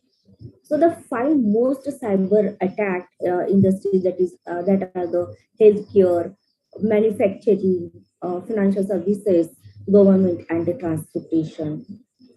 And these days, cyber law is the era of law that is expanding the fastest, and because of how broadly applicable it is, it needs to be studied. And as a result of AI, that is artificial intelligence, cyber attacks, and the breaches, blockchains, the Internet of Things, that is AO, T.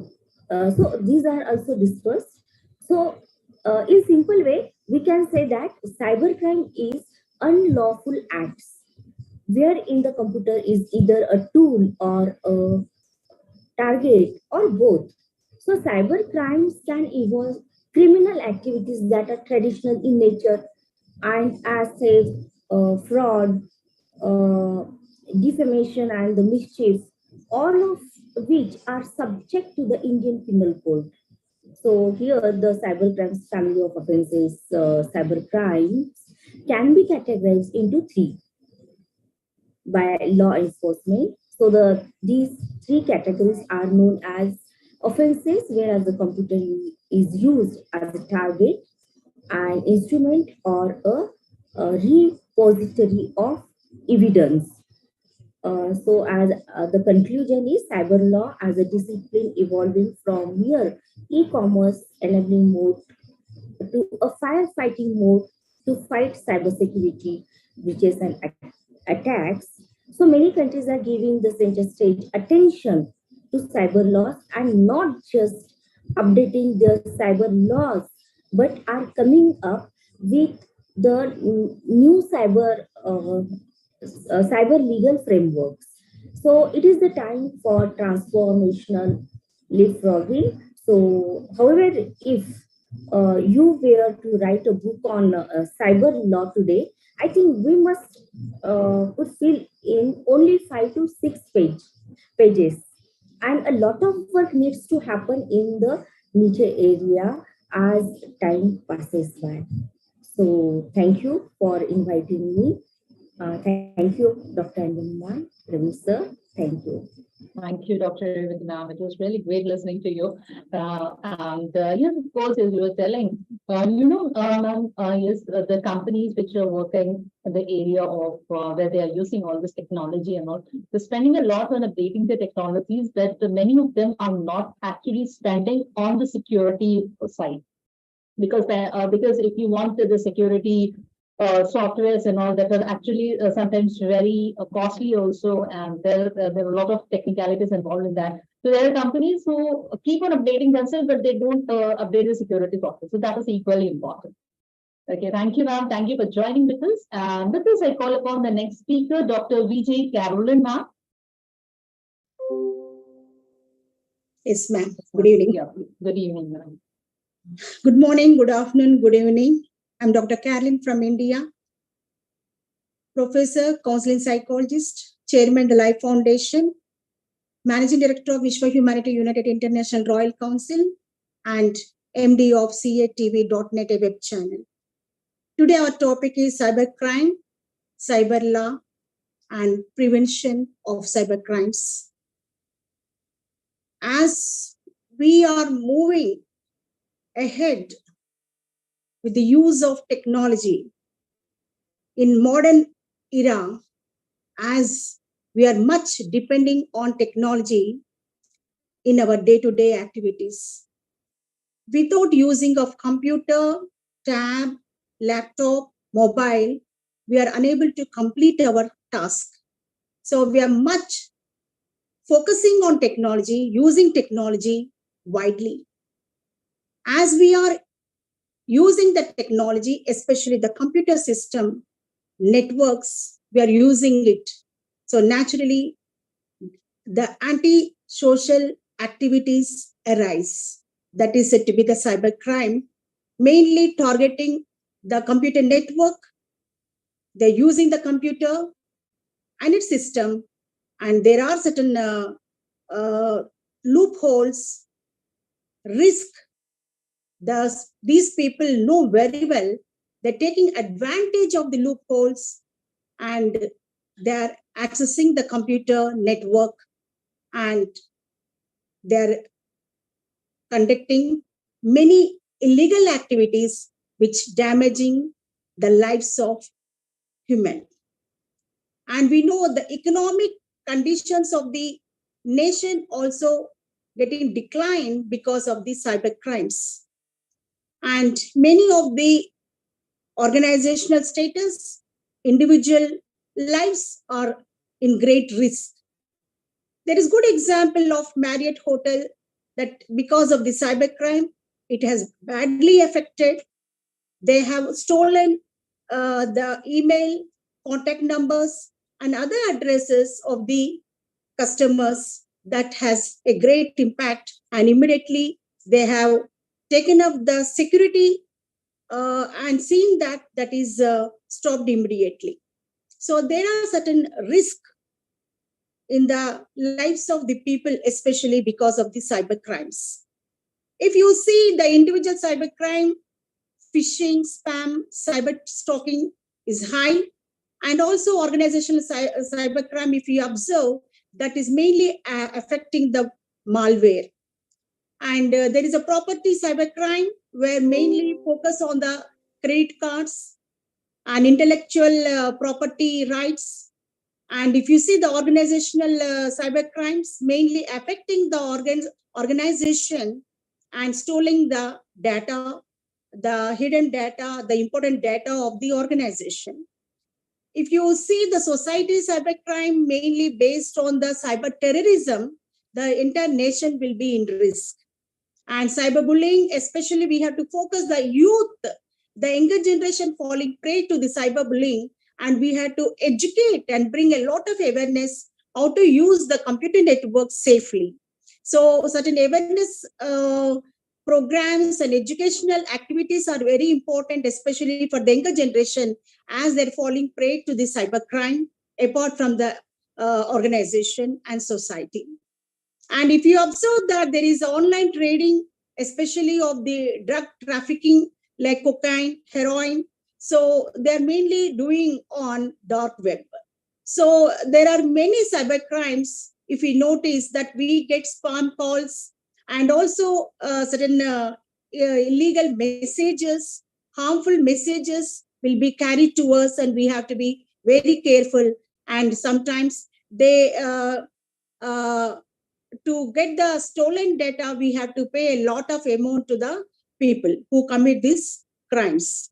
So in this way, society, nation, individual, youth, organizations are falling prey to these cyber crimes. It is very important that we have to focus on this, and the government has taken many measures to stop this cyber crime, and there are certain laws being framed to stop the cyber crimes and put a full stop to the crimes of these antisocial activities.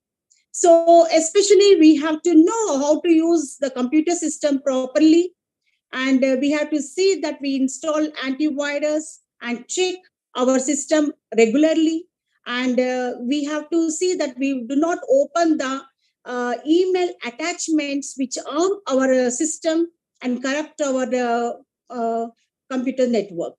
So we should be very cautious enough attending the spam calls or sending the messages, and we have to be cautious, especially the youth. We have to make them understand that posting certain messages, videos, photos, pictures, that is going to affect their personal life. Then they will be psychologically affected, and they move into depression. So there are many crimes, mainly youth are falling prey. So we have to make them realize and understand they should not post any kind of messages or pictures on social media. So it is our responsibility to protect our youth from the cyber crimes. Thank you very much for giving this opportunity.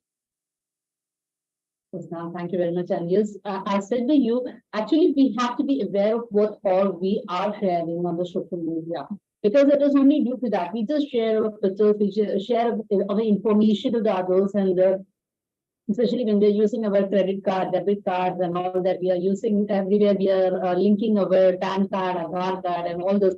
So it is about how we share our data. We have to be more aware of what and where and what kind of data has to be shared, so that we can save ourselves and also others from this increasing cyber crimes. So thank you very much, ma'am, for sharing your views with us. And with this, we call upon the next speaker, one more eminent speaker who works for global peace. So I would like to, with this note, I call upon Raja also to share his views on this occasion. Thank you, Excellency. Thank you so much. As usually, I say that IDYM is the best platform to address almost all issues. I am really very happy for encouraging youngsters, because it has become a platform to nurture budding speakers.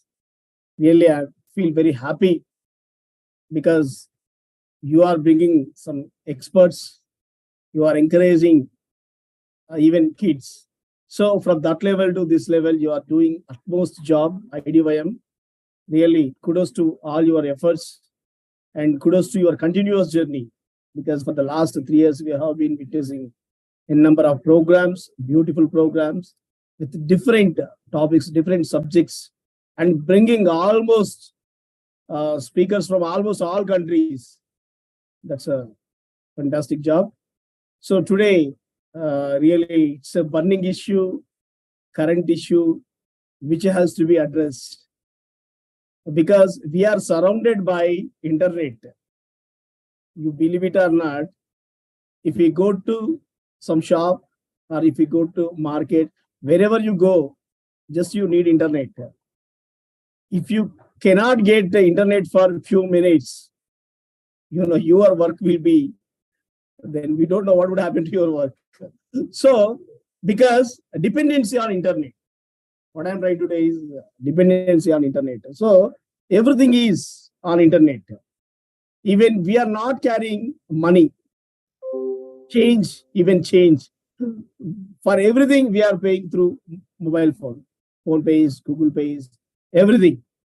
So really, of course, with great power comes great responsibility, something like that. Internet has great power. At the same time, internet has great responsibility, but that is not happening.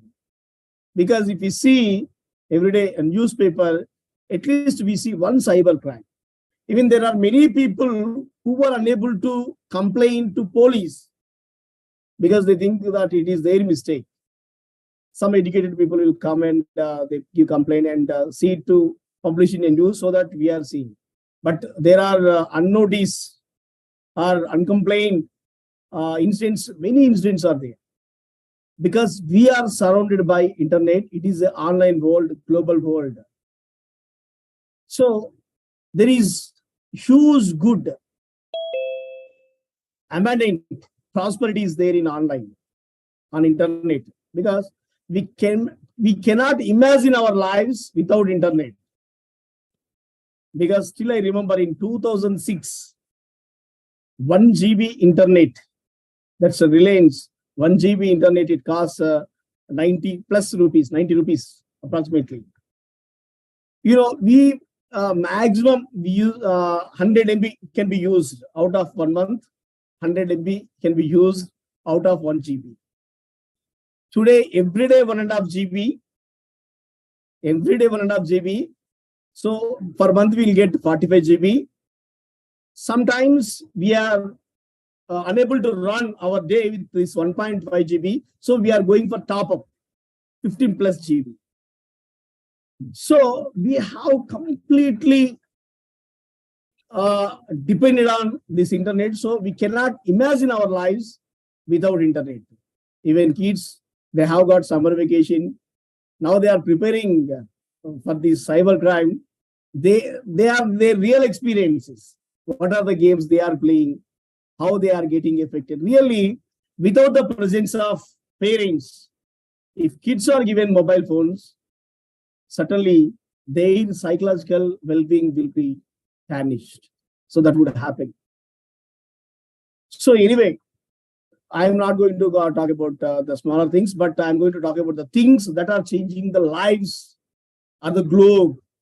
For example, cyber terrorism, cyber propaganda. If you see the news from yesterday onwards, the Twitter, you can see these two things, cyber terrorism and cyber propaganda.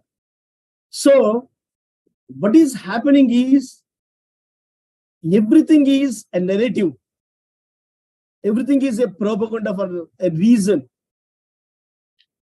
So what we are doing is we are segregating our society with the name of caste, creed, religion. If you go and see on Twitter, you can see there are many people who are supporting the killings because we have judicial system, we have courts, high courts, district courts, Supreme Court.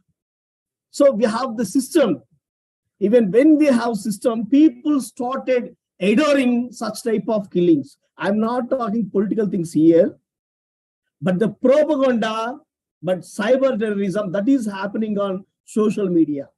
Just you go and see that Twitter, because we don't say that government has no right to kill people, because there is a way to hang people if they commit crime. There is a system. But you know what happens if we start encouraging killings, deaths in public? You know what happens? We have to support all such crimes in coming days. So dear friends, we should not fall prey. Our government should not fall prey. Of course, governments are so powerful, they never. Because once the incident was happened, immediately the government in UP, they formed a committee to go into the deep of that, why that had happened, because it was happened on live. So, because if governments do not respond in such a way, this cyber terrorism supported by cyber propaganda, because all deaths can be, there may be reasons. There might be reasons, but we have a judiciary system. Once we start ignoring our system, then that would be the doomsday. Because if we start encouraging one death, justifying one killing, such type of killing, we have to start justifying thousands to come. So no caste, no creed, no religion. We are all Indians. We are all global citizens. We are all global people. For every nation, it has own constitution. So my humble request is, this cyber terrorism of supporting killers, this cyber terrorism of supporting what we call killing daylight, live murders or killers, it should not happen, because we have judicial system, we have governments. So the law takes its own course. So we have to give it to that. So such a way, because if you just see these 2 days, you can see the propaganda, cyber propaganda, because we don't know even people are bots. We don't know who are posting such type of abuses. Our professor, Dr. Vijay Kalyan ma'am, said that, sir, my Facebook was restricted. She only posts about our charity works. She only posts about the things, good things she is doing to society. To see the things. Her account is restricted by Facebook. But I can see there are millions of people who are posting communal propaganda. They are so safe, very safe. We don't know what are the rules and regulations that are taken by these social media handles. For good things, they are restricting. For the killing spree, they are encouraging all these cyber propaganda and cyber attacks, cyber terrorism. They are least bothered. So these are the things that are happening. So we as a citizens have to be very careful. So nowadays we cannot trust in even news channels. We don't know what they are speaking, whether it is live or not, until the next day we see in the newspapers, oh, it might be. So these are all things happening. So when we are in the world of cyber world, we have to be very careful, because in coming days, now we are sitting like this, but in coming days, what's happened? Anjum Qureshi ma'am will sit in a chair. We'll go and sit along with her and all our team people with the different countries, because that virtual world will come. Already we did some trials. We recently attended some virtual meetings. So just like we are attending and we are sitting together. So those days will come. So what I am trying to tell you is, we are human beings.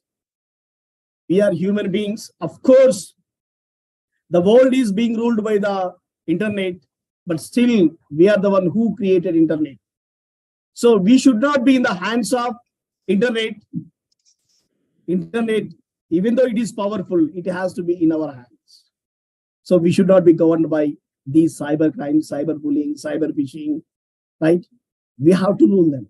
Okay, just having basic ethics, basic values, that's enough. Thank you so much for this wonderful opportunity. Thank you.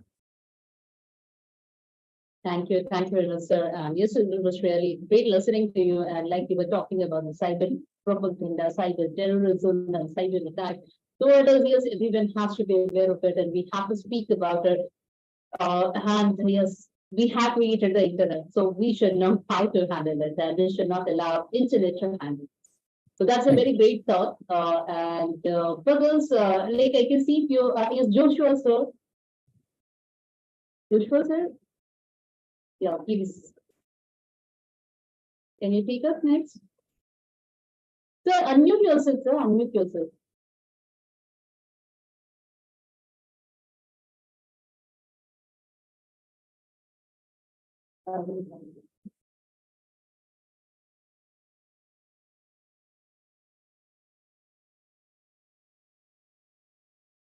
Unmute yourself, sir.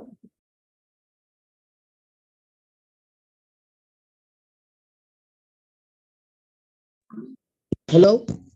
Yes, now you are audible. Okay. Good morning, good afternoon, and good evening to you all from around the world. It's a great Pleasure pleasure to be here again. again. So, talking about cybersecurity, now in every bad situations, good things are always erected from it. And the genesis of COVID-19 virus in the world is unclear, but most people believe it all started in the Chinese city of Wuhan, that's in the Hubei province in the People's Republic of China. The virus has devastated all walks of life, creating inflation and serious reduction in the world economy. In today's post-pandemic world, most businesses and organizations have moved towards remote work and digital access to services across every domain. Joining the digital technology to improve their businesses, they have started to face serious threats of data breaches and cyber attacks, exploiting the vulnerabilities in the infrastructure and other tactics the malicious hackers used to carry out these cyber attacks are becoming notorious, and they are advanced and sophisticated with each passing day, perpetually increasing the risk of a serious data breach. Therefore, it has become imperative for organizations and businesses to understand the legal nuances of cybersecurity laws.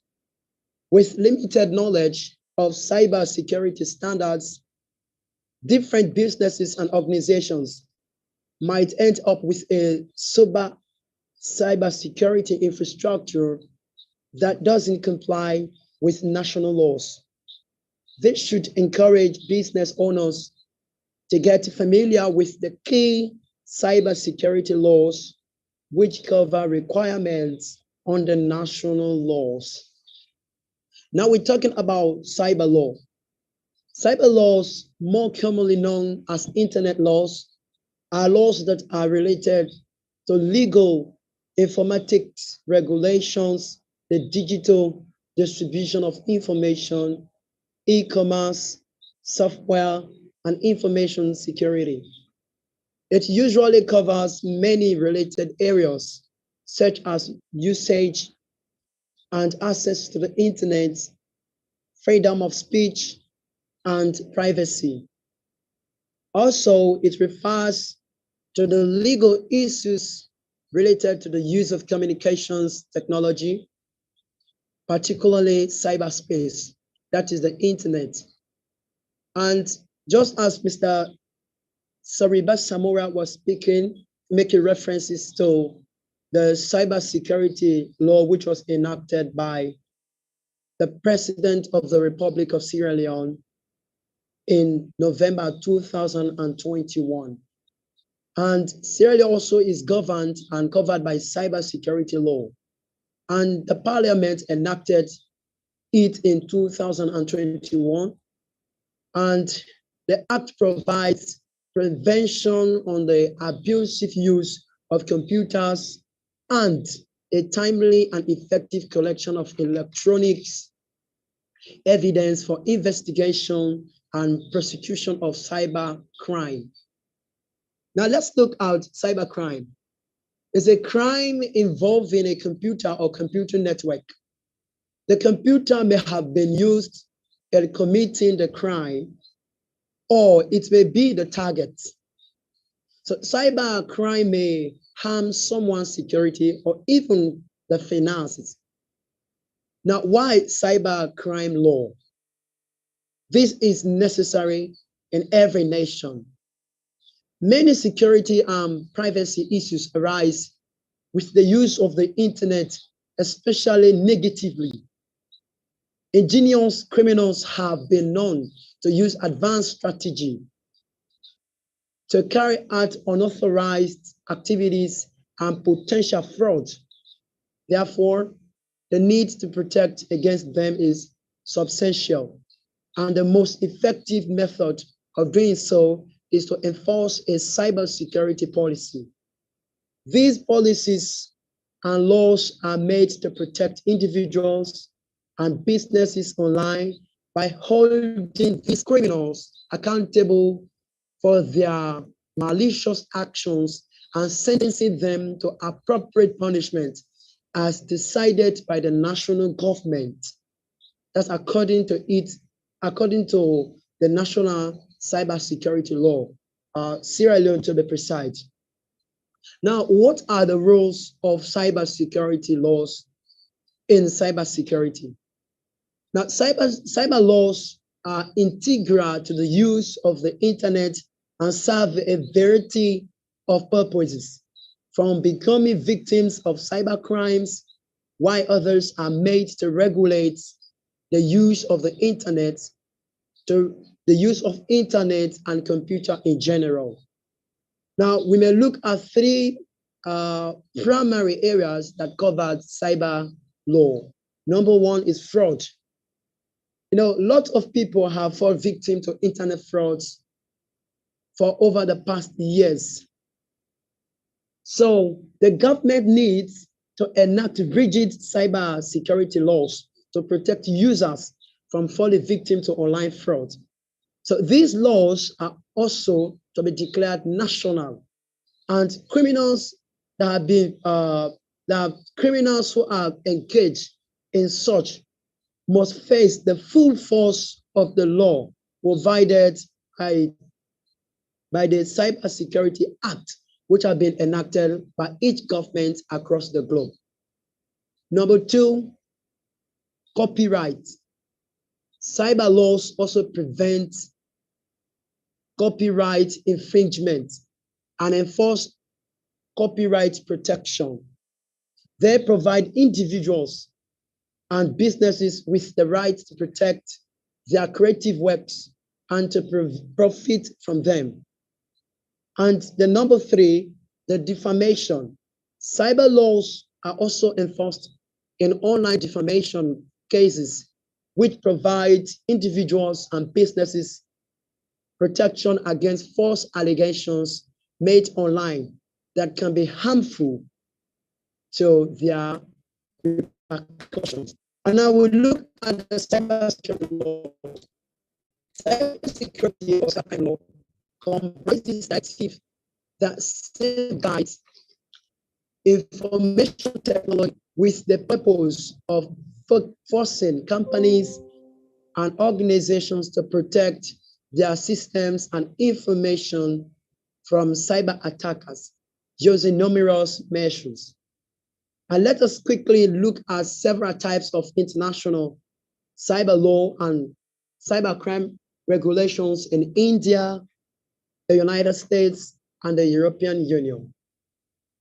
Cybersecurity laws in India, and we're going to look at it. India has four predominant laws when it comes to cybersecurity.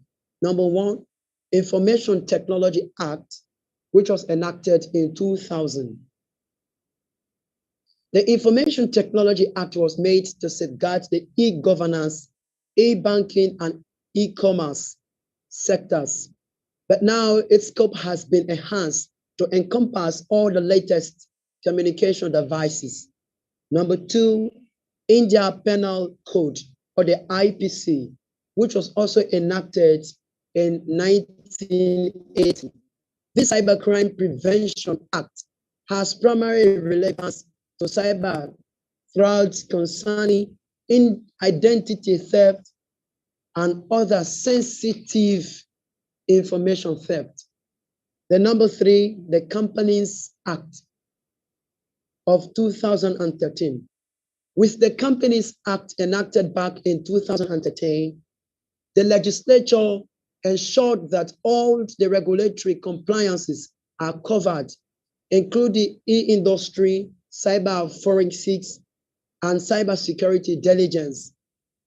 The Companies Act provides guidelines for the responsibilities of the company, directors, and leaders concerning confirming cybersecurity obligations. The NIST compliance. The cybersecurity framework authorized by the National Institute of Standards and Technology, which is the NIST, contains all the guidelines, standards, and best practices necessary to responsibly address cybersecurity risk. And we come to the cybersecurity laws of the United States. So we are looking at each federal government. And in the United States, there are three main federal cyber regulations which we'll look at. Let's see the Health Insurance Portability and Accountability Act, which is the HIPAA, which was enacted in 1996 by the 104th United States Congress. The Health Insurance Portability and Accountability Act attempts to control and modernize medical and healthcare information flow. I will look at the Homeland Security Act, which was also enacted in 2002. The Homeland Security Act included the Federal Information Security Management Act, or the FISMA, which attempts to recognize the economic and national security interests of the United States. Now we come to the cybersecurity laws in the European Union. Also there are four major regulations within the European Union regarding cybersecurity. These include the ENISA, the NIS Directive, which is the NIS, the European Union Cyber Security Act, and the EU GDPR. Now, what are the advantages of cyber laws? Now, let's quickly look at some of the advantages. Cyber laws protect the public and organizations from falling victim to cyber crimes, along with protecting their privacy online. Now we look at 5 quickly.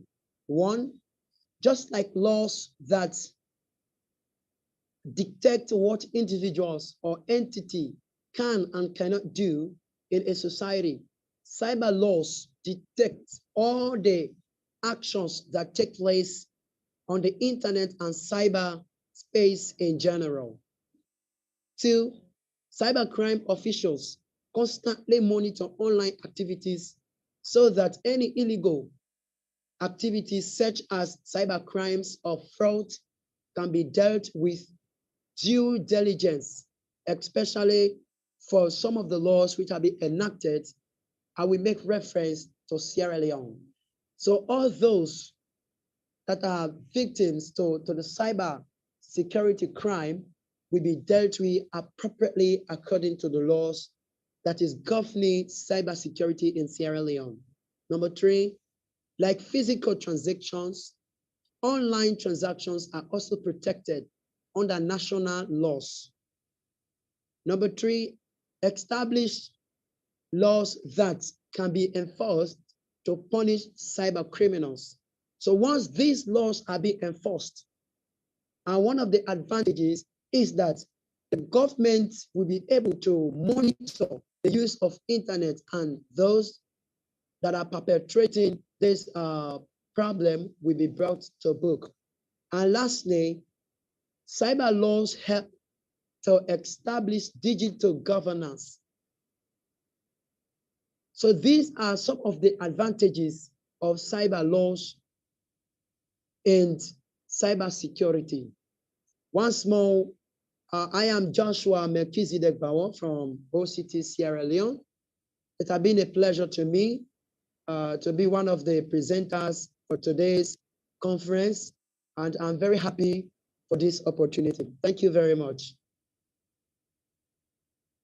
Thank you very much. And sir, we are actually fortunate to have you amongst us and sharing your views, especially about, it was really very good research, I think, done by you, because we have spoken about the cyber laws from different countries, from the European Union, from USA, from India, And you just told about so many cyber laws. It was really a very knowledgeable short presentation by you. Thank you very much.